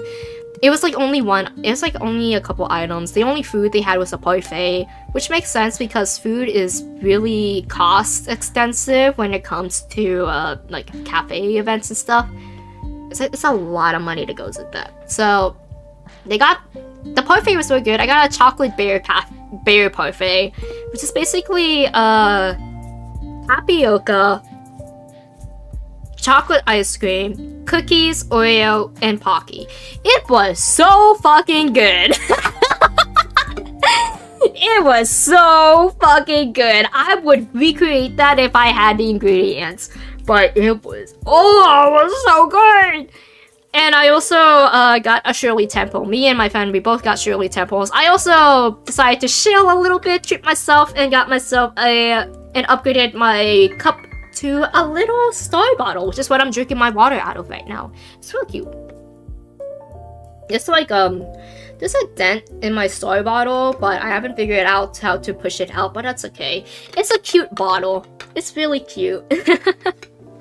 We also got to see some of the maids perform, which is also cute. There was actually while we were at our table, there was like a little malfunction with the audio equipment. They were trying to get the songs playing, but like they were having trouble playing the audio. Like it was not connecting. So one of the maids, what I love about the maids is that they are live performers. They know how to improv and such. So they were like doing a lot of improv to entertain us while they were doing some tech issues. So one of the improv they did was recreating the entirety of pen, pineapple, apple, pen. That was it was out of nowhere. But damn, was it entertaining!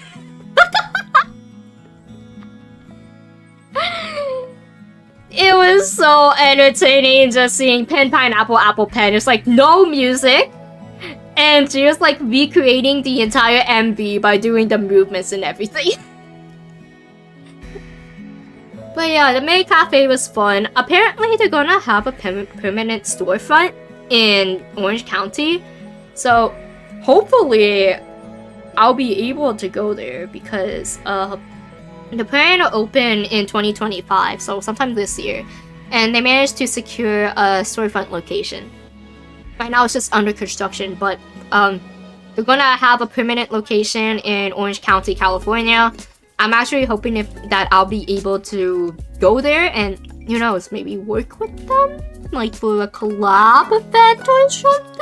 I don't know. It's something toying with something in my mind because Anime Impulse Orange County is later this year. And I really want to go there this year, but money. But yeah. So yeah, day one.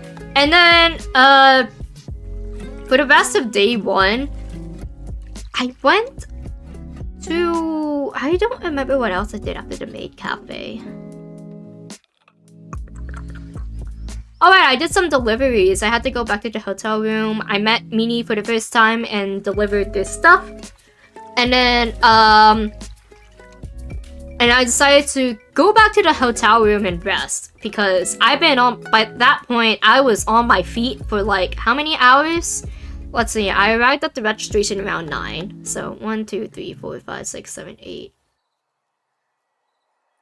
9 hours. So I went to the hotel room to rest my feet. And then I decided, you know what?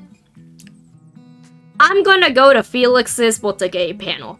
Because, guys, if you guys aren't in the VHalla server or not following the VHalla VTuber Hub on Twitter, there is a member named Felix who's the leader of the Seattle Watergate group. If you don't know what Watergate is the light stick dance that you see on anime, especially noticeably in Oshinoko. So, and ever since Oshinoko popularized Watergate, lots and more people have been becoming interested in idol culture, especially in Watergate. And Felix was so happy that they were trained by Aniwaza, the biggest Watergate group in the US, and decided to start their own Watergate group. They don't have a name yet, but they are scouting people. They're a really small team, and they decided to have a panel. So they were approved to have a Watergate panel, but the thing is, the panel room they got was too small to do Watergate, and because Sakura-kan is works around the clock, like it's a 24/7 type of schedule. Like there are daytime schedules and nighttime schedules. we decided to do the Watergay panel outside in the courtyard, which was so fucking cool. There was actually a video that they took on the channel where they were doing Watergay, of us doing Watergay outside in the dark in the courtyard. It was so fucking cool. Wait, I'm gonna try to find it. Hold on. Vihala. I think Jeff retweeted it. Honey Sue. There you go. I should probably follow Felix. Hold on. Seattle. Ready? Oh god. I found it. Alright. I'm gonna send it. Ah, shit. Ah, fuck. Actually, I'm gonna switch over to here. Let's watch it together. Spotify, pause. So this is a video that happened in the courtyard. I'm somewhere in the back, so you can't see me. But, this is a short video of what happened. This is so cool.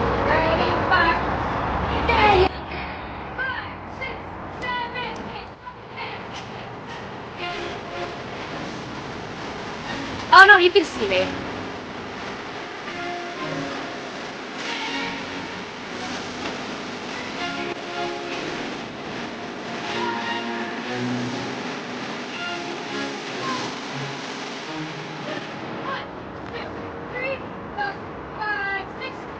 So yeah, this is basically the Watergate panel. We were outside doing this.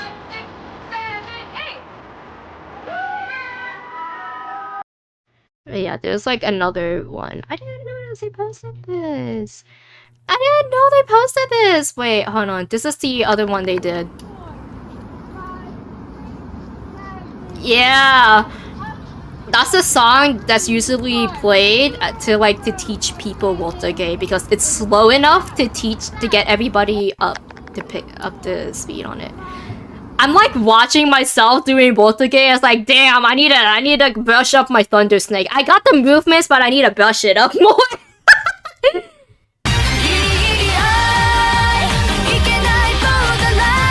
at this. What?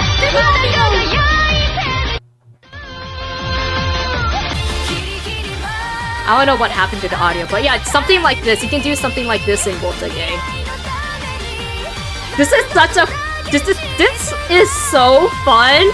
If you're able to find a Watergate group in your area, or like look on Discord or Twitter, fuck, maybe even Facebook. I don't use Facebook, but there's definitely people on Facebook. But yeah, this is the Watergate panel from day one. We did it outside in the courtyard. This is what it looks like.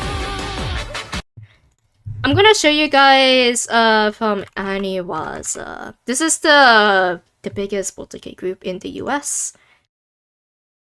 They posted a video somewhere in nighttime. It was so good. Oh, this one's a good example. They did it in the dark. Oh my god, God knows. Yeah, this is what it looks like.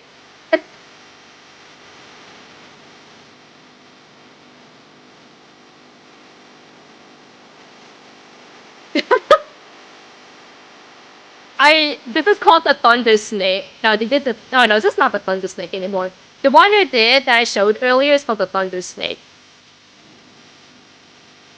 And Romance. I actually, the basics I got from learning how to do Watergate is actually from their panel. They went to Northwest Idol Fest, which makes sense because Ashes is a member of Aniwaza. This is Ashes, and they are a member of Aniwaza, and they brought them to Northwest Idol Fest, to the convention, and they taught, and I learned basically I learned the basics of Watergate from Aniwaza. Where's Eri? This is Eri. This is the leader of Aniwaza, I believe, and actually he's the one who coached me the most during Northwest Idol Fest, so I'm very thankful for Ari for like being so patient with me, especially like helping me understand everything else. I think it's like these three were at Northwest Idol Fest. Ashes was one of the organizers for Northwest Idol Fest, but these three were at the panel teaching them. But Ari was like the main instructor, and I consider him to be like the main coach. So he's the one who helped me out. I actually considered reaching out to Ari. Who knows, maybe someday. I already sort of talked to Ashes, but someday I'll talk.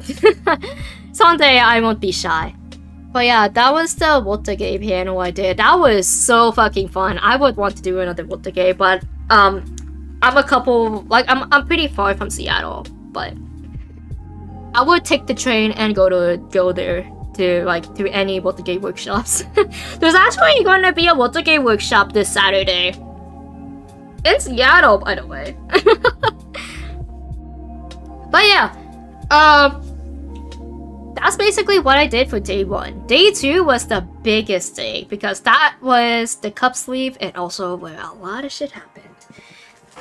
So much shit that I need to nibble on this chip because I'm hungry.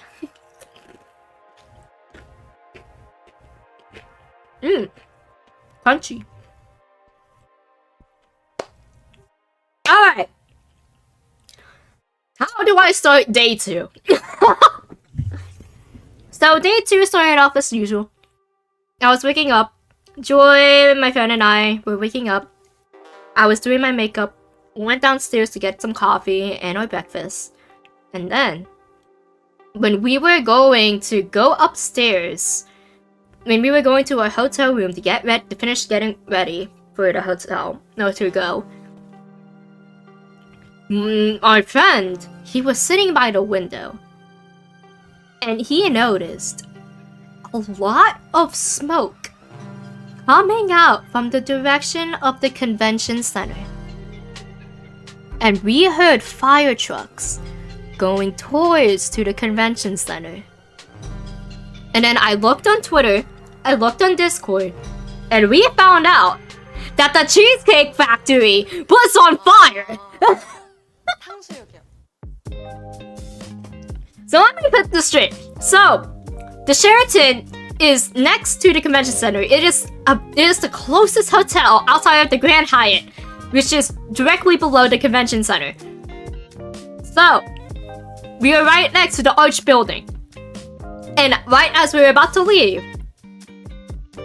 there was like across the how do I say between this? Okay, so the Grand Hyatt and the Sheraton hotels, those are next to the convention. They're like 1 block over.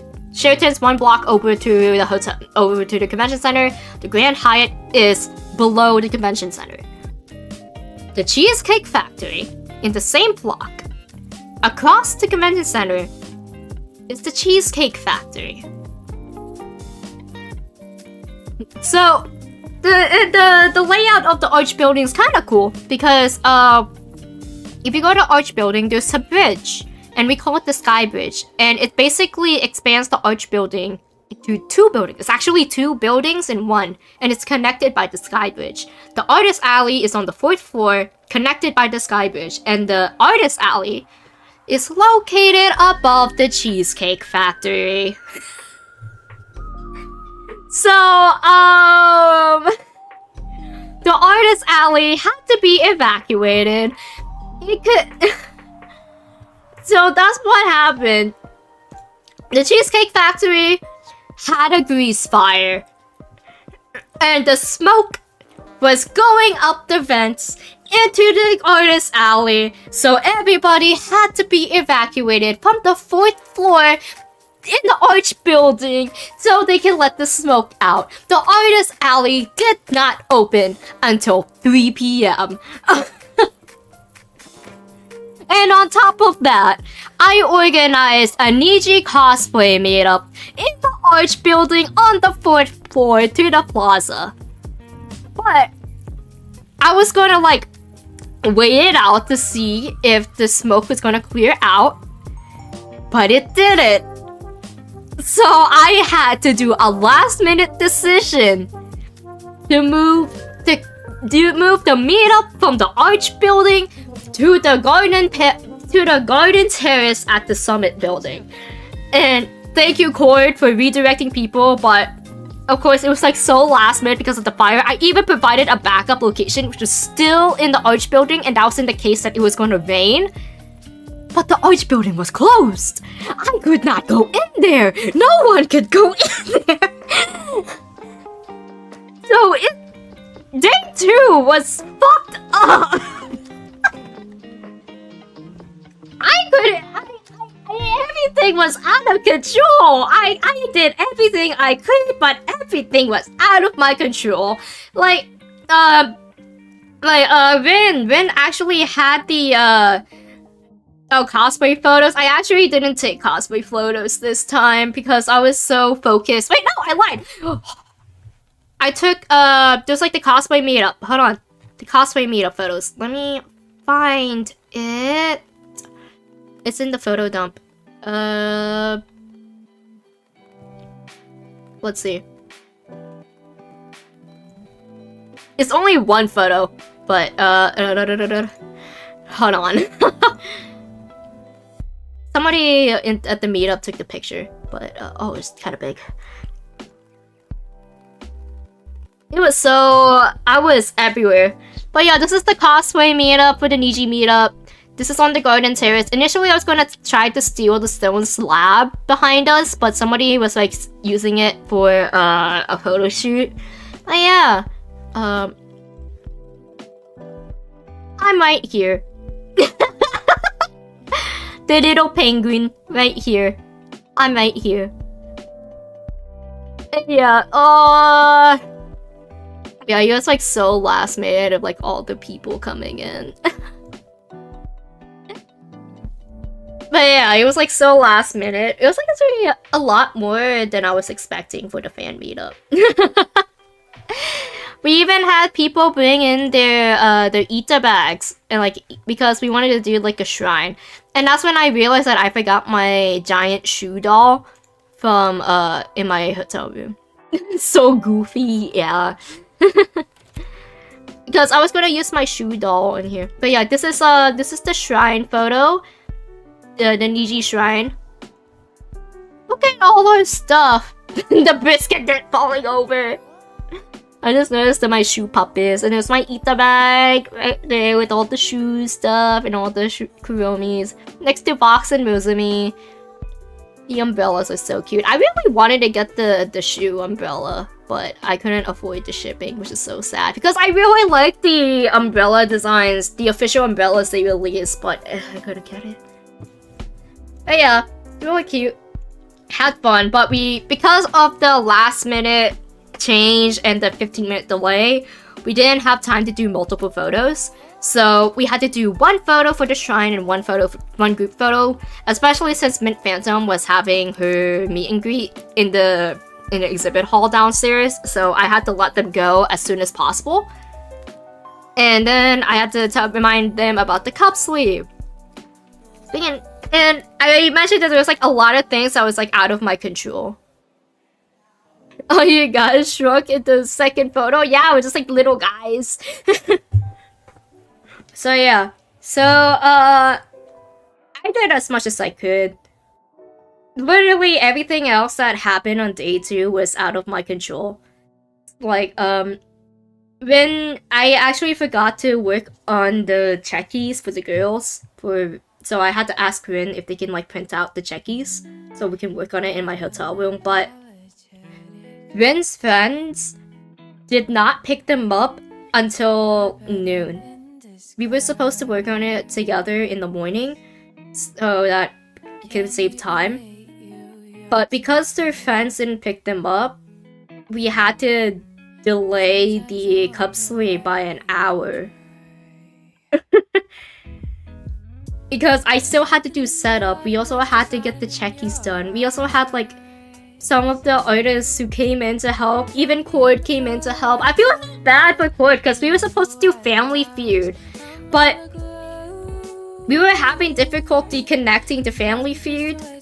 And on top of that, it was like by the time Family Feud was set up, the artist alley was open and everybody wanted to go shopping. So I feel so bad for him because he did so much effort into doing Family Feud. You weren't able to do, it was also the same day that Volker announced his graduation. We were going to do a video message with Volker, but we didn't have time for that. But they were able to get like good photos of like the Noctix cosplayers together, which is really cute. And my alarm is going off. It's meds time.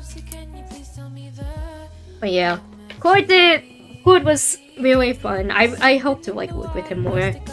I actually talked about a project plan with him that he's pretty interested in. So I won't say what it is, but it's something I had in mind. I even talked about it with Shroom, and they might be able to help out with the plan that I had. Who knows, maybe I'll talk about it later. But yeah. Cup sweep happened. A lot of people came in the beginning, but because day 2 was like completely out of control, there was like a lot of activity at the start, and then it slowed down as we got closer to the end. I even like decided to like stay a little bit, like stay at least 30 minutes past the initial ending because I had to open the cup sleeve late due to the techies arriving late, and also like the decor. Like I needed people to help me with decor. I was very unorganized when it comes to the scheduling because I completely forgot to do scheduling. So that one was on me, the scheduling part. But everything else was like out of control. I even arrived like 2 hours early. I arrived there around noon, and somebody actually helped me out to set up the cup sleeve. So shout out to him. It was a Dragoon, and he offered to help out. So shout out to the Dragoon at the Happy Lemon who helped out at the start to set up. So shout out to him. But yeah,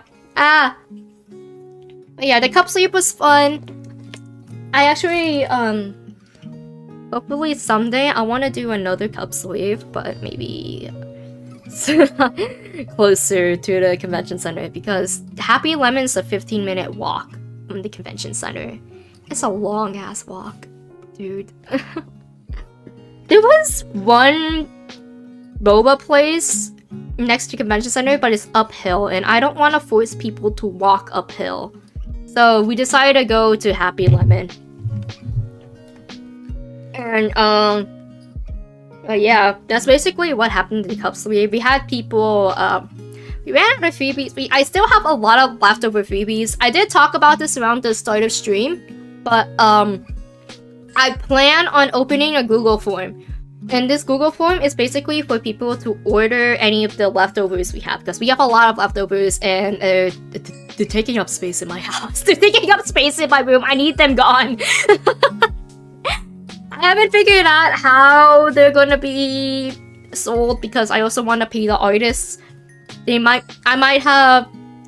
a chance that I may have people do like pay just for shipping, or I'll have people pay for shipping and like pay for shipping as well as like the sales itself, so I can also pay the artists.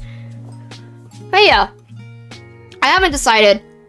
Hopefully I can get the form done by the end of the week or next week, because I really want to get that done, and I need to figure out how to start shipping stuff. I also need to figure out how to start shipping stuff out of state.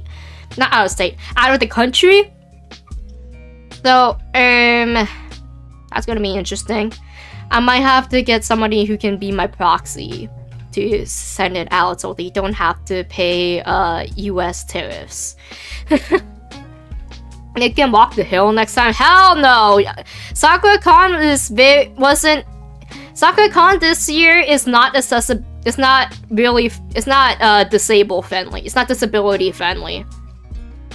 That's a whole other can of worms. And I did not want them to deal with another thing. Like, it was already not disability friendly because of the 15-minute walk, but forcing people to walk uphill is a lot. Like, I think it's a lot more painful to those with disabilities. That's a whole nother can of worms about SakuraCon this year, which I will not get into for now. Alright, yeah. And then after the cup sleeve, we tore it down. Jif helped me to tear down. I also handed over my stuff to him. I actually need to pick up some of my stuff from Jif's appointment because I didn't forget to ask him when he's available. Because I'm now free. I can finally go back to Seattle and pick up my stuff. But still, I need to ask him when he's available. Anyway, after the cup sleeve, I rested in the hotel for a bit. And then I decided to, and then after resting, I headed out. I had to change out of my cosplay to be in my concert outfit. It's literally just like a simple ensemble because it's a concert. It's gonna be hot as hell. Because, I went to watch the Rio concert with my friend. I convinced my friend to watch it with me. And it was his first concert, so it's like, you should come with me. Experience an idol concert with me. It's like, okay. So, we left the hotel after the cup sleeve, and then, went to the Rio concert. Oh my god, Rio. I love Rio! I've been listening to Rio since elementary. She released since I was 8 years old basically. And she was like an utaite at the time. And like somebody who makes Vocaloid covers. And eventually her covers got so popular to the point that she caught the attention of Giga P, who is the producer of a lot of Vocaloid songs. And they started working together, and their duo name is called Giga Rio. And oh my god, I love Rio's music so much. They were like, this is so special because this was Rio's first concert in the US.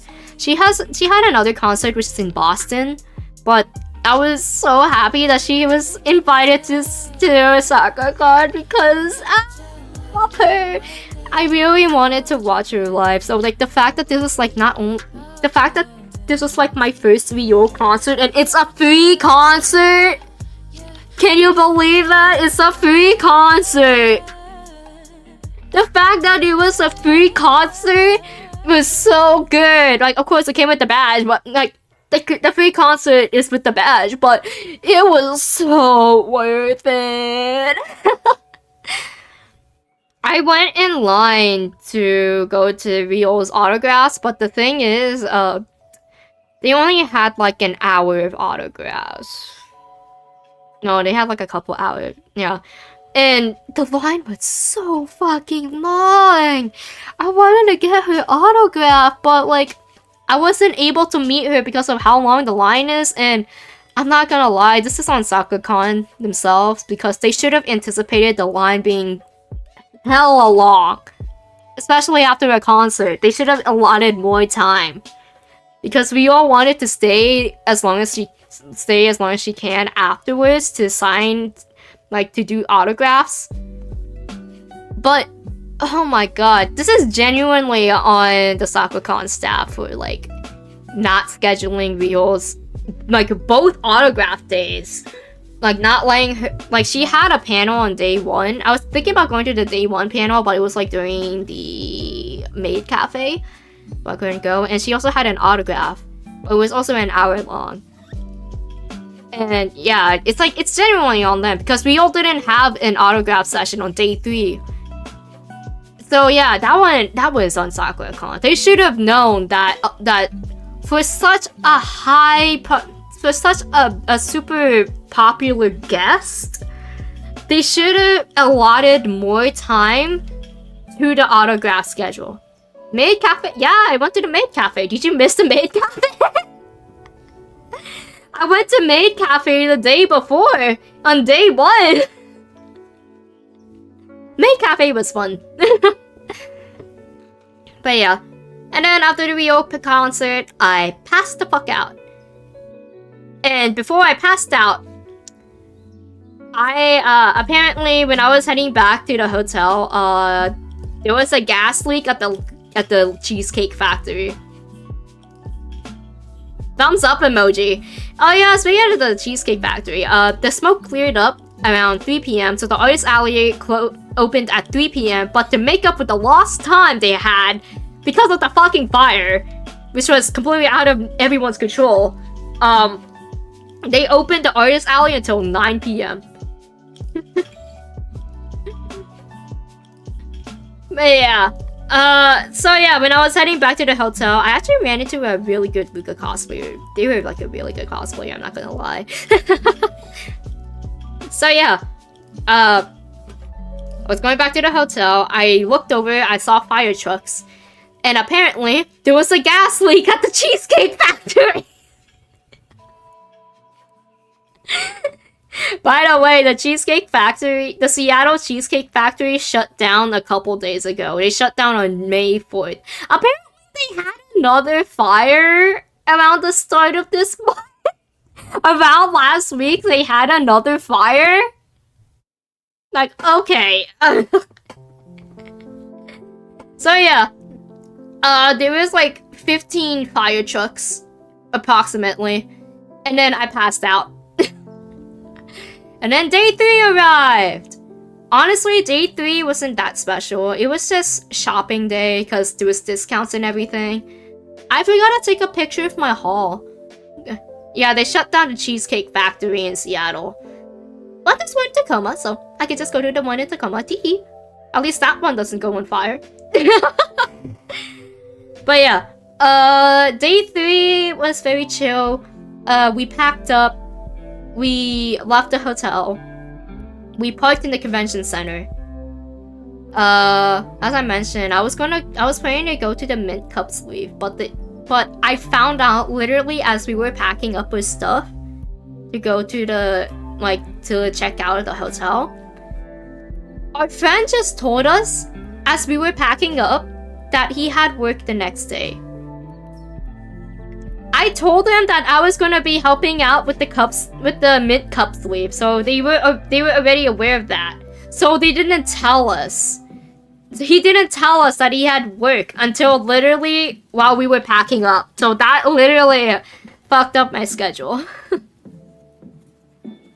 But yeah, Sunday went pretty smooth for me. It was like literally the only day that went fine. So, I went to the exhibit hall. I lined up early to go see Amelie. I was very lucky. I was like the 3rd person in line. Like when the exhibit hall opened. Amelie was so sweet, by the way. Oh my gosh, I can't believe I met the Amanda Lee. I met Monarch. I met Amanda. I met the Amelie, and she's so fucking sweet. She's so fun. She's so nice to talk to, honestly. She's so nice to talk with. So, I showed her, I was like telling her, it's like, hey, I love your music. I even wrote a fan letter for her. But the thing is, I lost the letter that I was writing for her because I was in the bathroom and I think I dropped it. So I had to tell to her through words, and it was like I was so sad because I really wanted to give her a fan letter in person, and I very rarely write fan letters. The only fan letter I wrote was to, of course, it was to BTS. I wrote that to BTS, and I wrote a fan letter to Shu twice. I wrote it to him twice, and then the other fan letter I wrote was gonna be for Amelie, but I lost it somewhere in the hotel, so I couldn't give it to her, and it fucked me up. But at least I gotta tell her in person about this stuff. Roughly the stuff I wanted to say in the fan letter to her. And also the fact that, I showed her, a little something. Something special that I want to do for my birthday. I think only my subs have an idea of what I'm doing. So Ooh, you wanna get a Twitch sub so bad? Ooh, I post sneak peeks. Ooh, in the Twitch sub, I actually just posted a sneak peek a while back in my Twitch sub channel on the Discord. I be cooking. I be cooking. But yeah, I've been doing some cookery on my sub channel. Hopefully I can get YouTube memberships because I'm actually almost at 600 subs on YouTube, and I just need 1K subs to get memberships. Wait, no, I can get monetized. It's just that I need to start posting more so I can get watch hours, because that's the thing. Here's the thing about YouTube. In order to get monetized for YouTube, you need to have a specific amount of watch hours. You need 3K watch hours. So, yeah, no, I do need 1K subs. Please it back to 1K. What the fuck? Alright.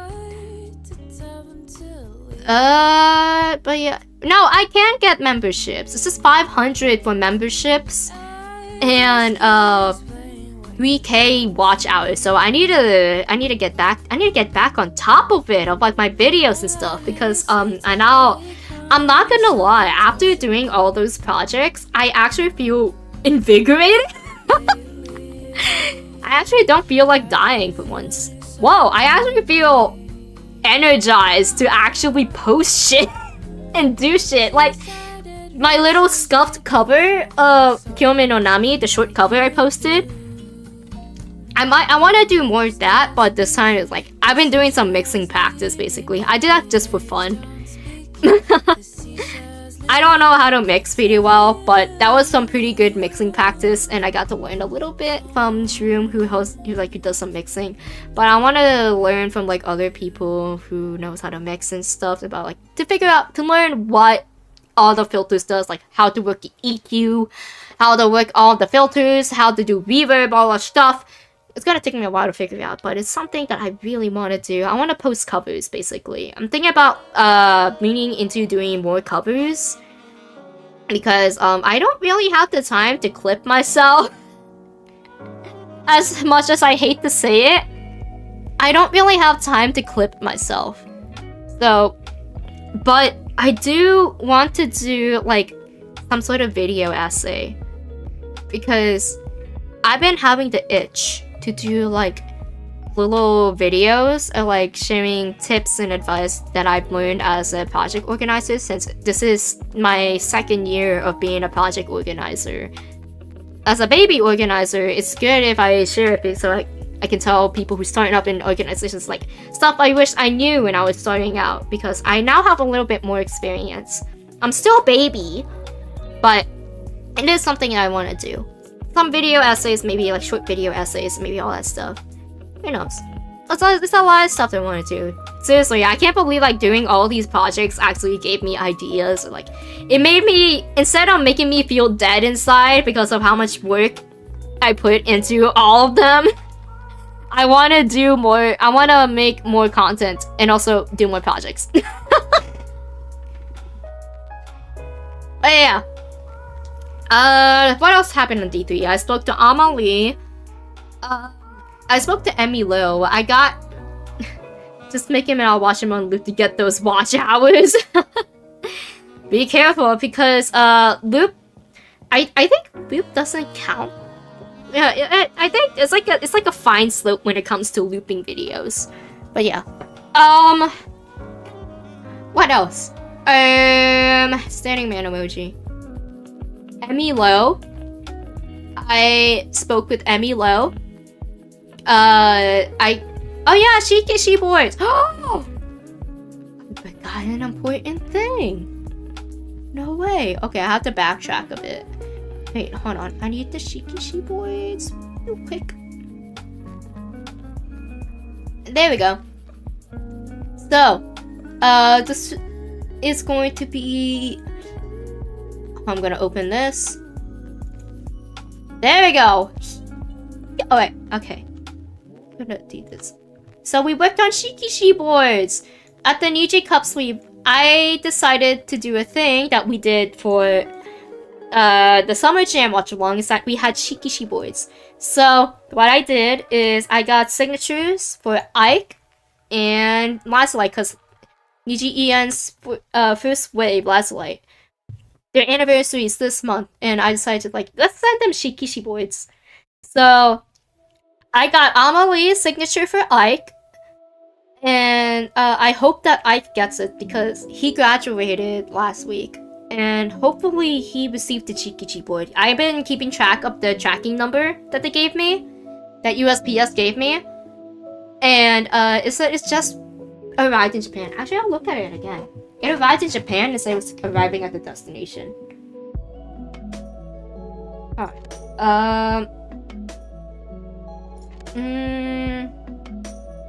Shit, did I close it on accident? Shit.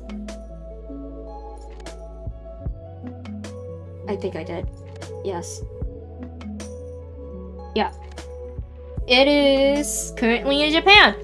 So, it's going through customs right now. But, which means, it will arrive at the Any Color headquarters eventually. And basically for this, I decided that let's send 2 Shikishi boys, one for a boy featured in the cup sleeve and one for a girl featured in the cup sleeve. So the left one is for Ike because Ike has been struggling a lot mentally, and everybody could tell. So I was like, what the Shikishi boy, people with encouraging messages. So we had people sign them to them and send it off to him. I got Amelie's signature for him. And then the other one is, this is so full. This one we sent to Finana because the Summer Jam, the Shikishi we sent from Summer Jam, we sent one to Shu and we sent one to Alira. Alira got it, so we sent this one to Finana. So I got Emilo's signature as Ranmei, and I got Amelie's signature as Jinglu.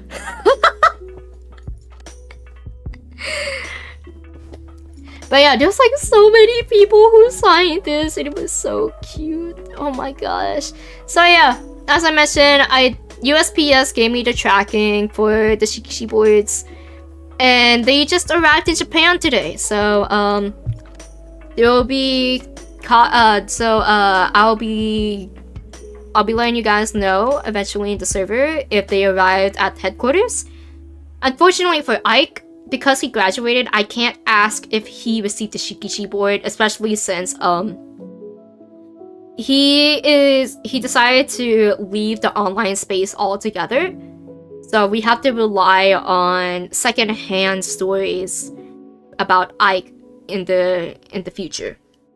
But for Finana, in a few months, I plan on asking Finana if she received the Shikishi board, because sometimes it takes months for people, for the livers to get like some sort of, how many words? I can't talk. So we send the fan mail to the company so they can like look over the fan mail to see there's nothing malicious being sent to the livers or anything, which makes sense, and then they send it off to the livers themselves. Sometimes if the livers are going to Japan themselves, they hand it off to them, which is what they did with Alira and Shu. So yeah, they gave it to them, and yeah, so yeah, I'm gonna ask Finana if she got her hands on the Shikishi board in the future, and if not, I'm gonna ask her, like, keep an eye out for a Shikishi board. And I was like, keep an eye out for a Shikishi board, and you can also show it to Alira because it's for Lazulite. Yeah. Anyways, back to the present. I met with Emilo and Amelie. Emilo and Amelie, they signed it. They signed they signed the Shikishis. Emilo was so sweet. And I also spoke with Casey Mongillo because my brother really wanted Casey's signature for Chilchuck. They actually told me some fun facts about behind the scenes while recording Dungeon Meshi. So the thing about Casey is that I was actually a fan of Casey since before they became a voice actor, since their Tumblr days, when they were voicing Homestuck fandubs back in 2016, before they even moved to California. And they actually told me a little fun fact about the behind the scenes, about the casting, which is really cool. So, when they were casting for Dungeon Meshi, for Delicious in Dungeon, they actually told me that everybody else was casted except for Marcel. Casey and Damien, they were already at the studio recording their lines, but then they noticed that everybody was panicking. It's like, why? What's going on? Why is Marcel not casted yet? And it got to the point that they had to do emergency callbacks for Marcel because they could not find the right person for Marcel until Abby, the voice of Marcel, was chosen. But the thing about Abby is that she plays Nami in the live action of One Piece. So she was in Japan during the time of recording. She was in Japan. So the issue was that they had to convince Studio Trigger to let Nami record, do a remote recording while filming One Piece in Japan. Because if they didn't let her do that, they would have to recast Marcel for the last 2 episodes of Dungeon Meshi. Because that was when One Piece started filming. And, so yeah, we had to, so thanks to Studio Trigger approving, Abby's remote recording, we avoided a last-minute recast of Marcel for the final 2 episodes. That would have been so jarring and fucked up if Marcel's voice changed in the final 2 episodes of season 1. Honestly, I'm not gonna lie, they took their time casting, casting both the JP and the English cast. According to Casey, they took half a year. I think it was it's either half a year or almost a year to find the cast for Dungeon Meshi, which was worth it because both dubs for Dungeon Meshi were so good. I watched it in the English dub, and I rarely watch anime in English dub first. I normally watch JP first, but when I heard about the English dub being pretty good, I decided to give it a try. And damn, they were right. It's really good. The English dub is so fucking good, bruh. Pro ZD as Shenshi was such a good choice. Damien Haas as Laios is so good.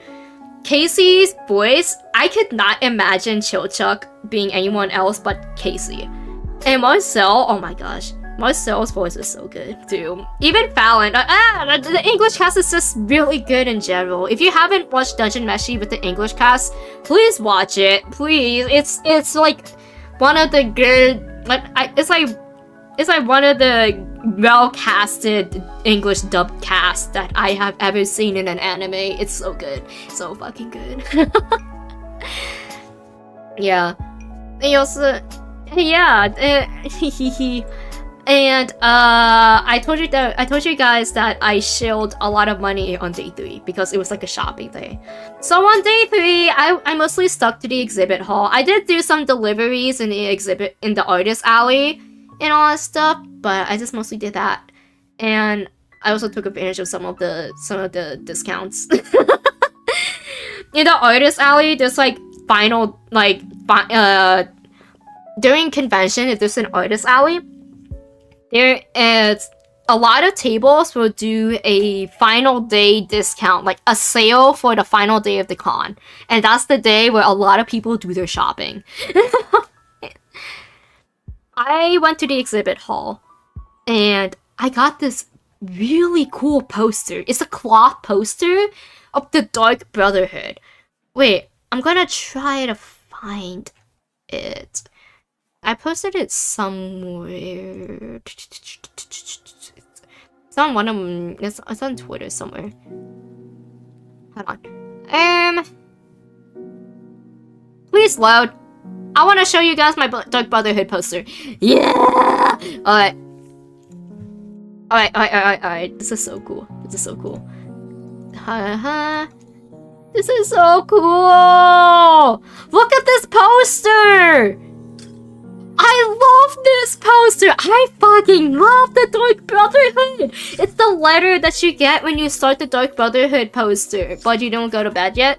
Oh, it's like, if you do the initiative quest of, like, assassinating the orphanage director, but you don't go to bed to get kidnapped or anything yet, the Dark Brotherhood sends you this letter, and it's so... Oh my god, this is a cloth poster. This is so fucking cool, especially, like, the ridges. Look at the ridges. Look at the ridges and how they painted the cloth. It's so good. I love this. This was such a good poster. And I got it for a deal. I think it was like 2 for $30. Because when I went to this table at the exhibit hall, I was gonna get just the poster of the map, the world map from The Witcher for my brother-in-law. And they also had, and I saw the Dark Brotherhood coaster. It's like, I love the Dark Brotherhood. Please give me the poster. It was such a steal too, because like, the cloth posters by itself were $25 each. I got 2 for $30. That was such a good deal. That was such a good deal. Wait, no, I think it was 2 for $40. That was still a good deal. 2 for $40 is such a good fucking deal. $5 off.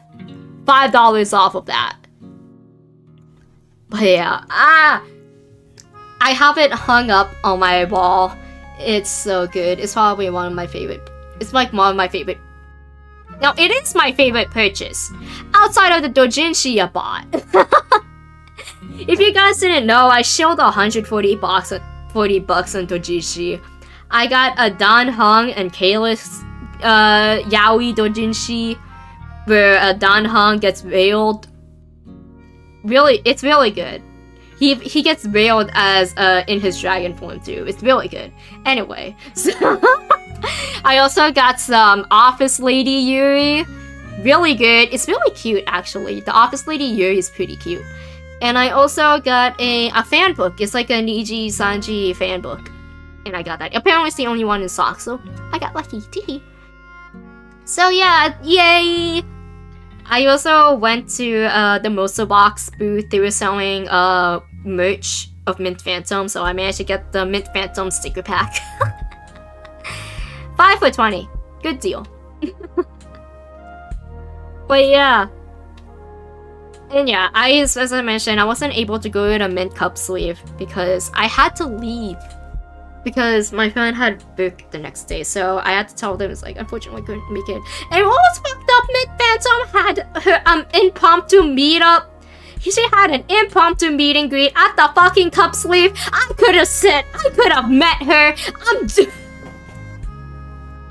This is so fucked up, I wanted to meet her. I had to skip her meet and greet because I had to set up the cup sleeve. And then I had to miss her meet and greet because my friend had work the next day. This was so fucked up. Anyway, after the con and after I did my last of my errands in the artist alley, we went to Jollibee. We got some Jollibee on the way home. Initially, we were thinking about watching the Project Sekai movie, but, the Miku movie, basically, but, we were exhausted. We were fucking exhausted. We couldn't watch the movie, so we're gonna wait for an online release. So, we got to Jollibee, and we head straight home, and then I passed the fuck out. So yeah, that was SakuraCon. It was a year. It was a year for SakuraCon. The most scuffed year, actually. This year was so scuffed for SakuraCon. But yeah, basically it. I know that I was like stuff I wanted to. I want to yap more, but I said I was gonna go only for like 4 hours, and we're already at the 4-hour mark. Damn. Anyway, I need to get actual food. I need to sleep. Yeah, no SawCon. SawCon is such a good convention. I heard it's pretty good. Have you been to SawCon, Pat? Have you been to SawCon? I heard it's a fun convention. Have you gone there? Have you been lucky enough to go at least one day to go to SawCon? Anyways, anyone following streaming right now?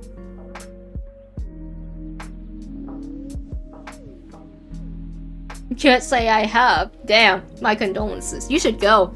I heard it's pretty good. I heard it's a really fun it's a really fun convention. Do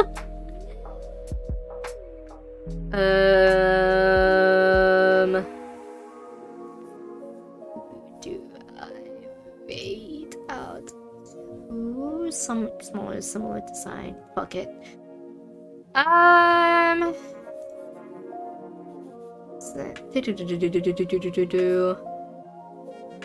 Let's see. I'm trying to see who can wait out to later before I pass the fuck out, because I haven't really talked to you. I've been just mostly yapping. Lamau. Oh, someone's doing karaoke! Kibiverse. It just started. What is SawCon? Yeah. Sock on these nuts.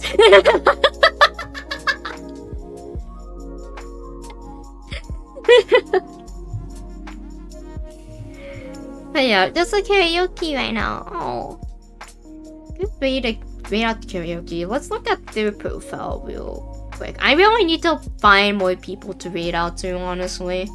Where's my phone? Let's read their bio real quick. Making sure I'm not rating the Twitch gang to anyone malicious. Let's see. Ah! Alright. Whoop.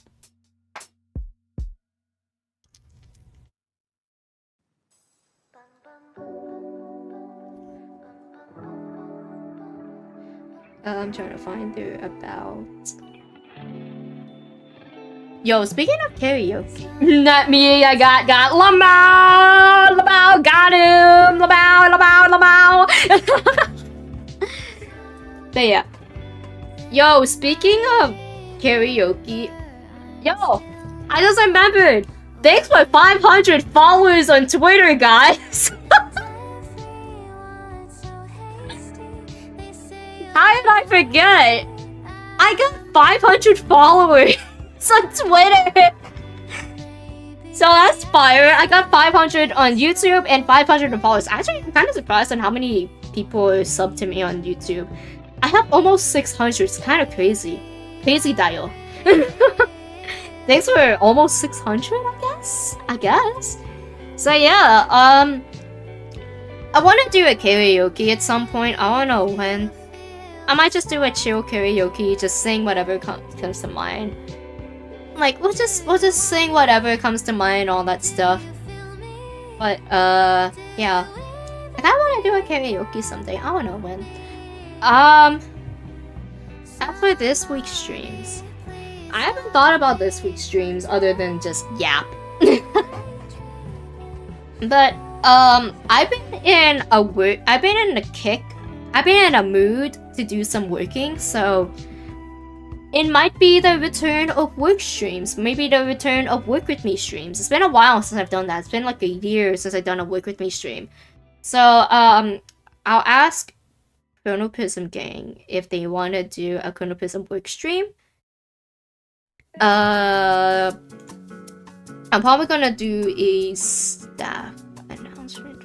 Like, I'll ask yeah, I'll ask the guys in Chronopism if they wanna join us for a group work with me stream. It's been a while. It's been a year since I've done that. Chronopism's in call a lot lately, especially since the graduations recently. So I'll chat with them to see. It's like, hey, I'm thinking about doing a work with me stream. React with this so I can ping you if you wanna join me. But yeah, that's what I'm thinking about doing. It's been a while. We got a lot of new peeps since then. Gameplay? Ooh. Actually, I want to do a gameplay stream, but I don't know what to play. I'm not gonna lie. I don't know what to play. There's Persona 3 Reload I have to finish, but I haven't been in the mood to play Reload lately. I don't know what to play, but I've been in the mood to play Monster Prom. So, I have a few people in mind that I want to ask if they want to play Monster Prom. Who knows? I think there's a sale for Monster Prom right now. I could buy it right now, actually. Let me, Monster Prom. Yeah, it's on sale right now. Yeah, the bundle is on sale. It's 24 bucks. Oh, it's actually pretty good. Oh shit, it ends in 2 days. Oh fuck. Yeah, who knows? I'll probably do I want to do a Monster Prom stream, especially since there's a sale right now for the bundle. So, add the cart, 50% off. Damn. Okay. I want to get the Monster Camp DLC. The Monster Camp DLC is just the Monster Prom. I love Monster Prom. We were playing Monster Prom a lot in Chronopism, so. Oh, second term does have the extra. Okay, what about the road trip? Does road trip have any new love interests for the DLC? Maximum overdrive. Playable character. What? Juan, the magical Latino cat, is a playable character. Holy shit. No way. Anyways, I wanna maybe get this. Who knows? We played the original though. Alright. They released a new game, Monster Con. It came out last week. I was actually watching Niji Ian play it with Volger for the last time. And they found one of the secret endings. And apparently they're one of the first people to find a secret ending. So yeah. Few people in mind that I want to play Monster Prom with. Yeah, there's a few people in mind I want to play Monster Prom with. Who knows? Maybe I'll do it for my birthday. Or later this month. I don't know. I'll ask them when they're available. Actually, you know what? Fuck it. I'm gonna buy it now. Buying a bundle right now.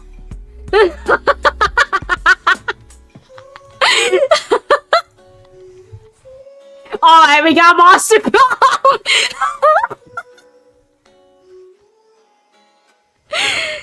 I'm gonna install it. Install it right here. Yes. So you got the Monster Prom!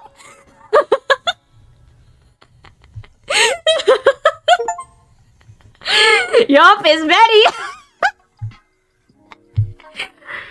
But yeah, I'll ask when my friends are available. I'll ask the people I have in mind when they're available for Monster Prom, teehee. And, yeah, I don't know what I'll do for a solo stream. Definitely a work with me stream. What else? A proper Yap stream. Right now, I have to wake up early. I can't. I want to, but I can't. I mean, I do have FF16. Oh, Jesus Christ, 100 gigabytes. Oh, never mind. Okay, FF16 have to wait.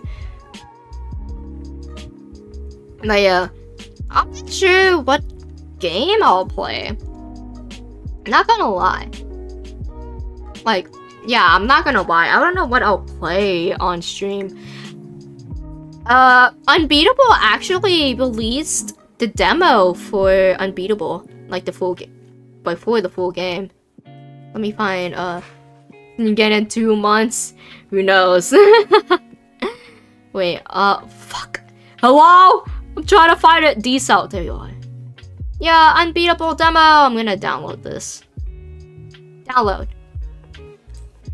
Yes. Do my D drive. There we go. I don't know how long the Unbeatable demo is, but we're gonna... You know what? Fuck it. Let's play the Unbeatable demo sometime this month. I don't know if it'll be this week.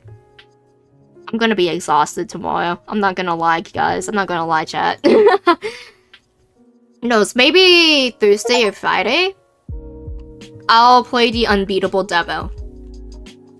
Oh, and the Friday... Okay, fuck it. We're gonna do rhythm game night. Because I haven't played the Friday Night Funkin' update. There's a new Friday Night Funkin' update, so I want to play that too. So it's gonna be rhythm game night. So yeah, I'll let you guys know when we're gonna have the Work With Me stream and when the rhythm game night, because it kind of depends on when Chrono Prism's available for that. But yeah, I forgot I was gonna read into. Right, someone was doing to do karaoke. Oh god damn it! I spent too much money. Oopsies, oopsies.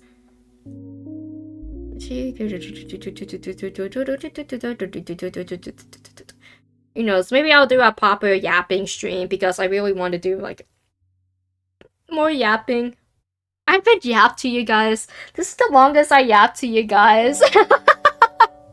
But it was like mostly project and story focused, but I really wanted to just like properly talk with you guys. It was like mostly story time with y'all. But yeah.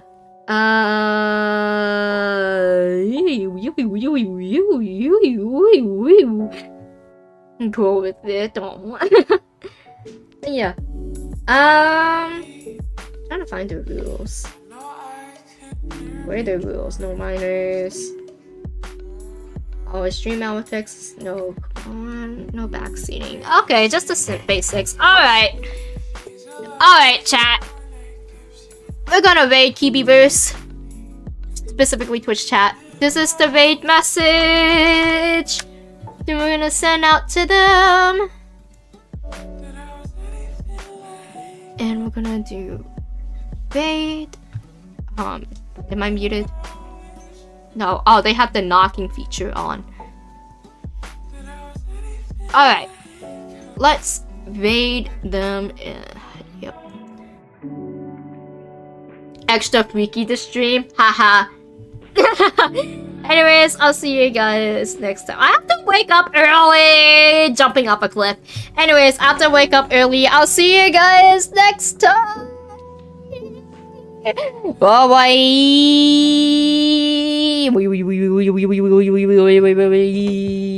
bye.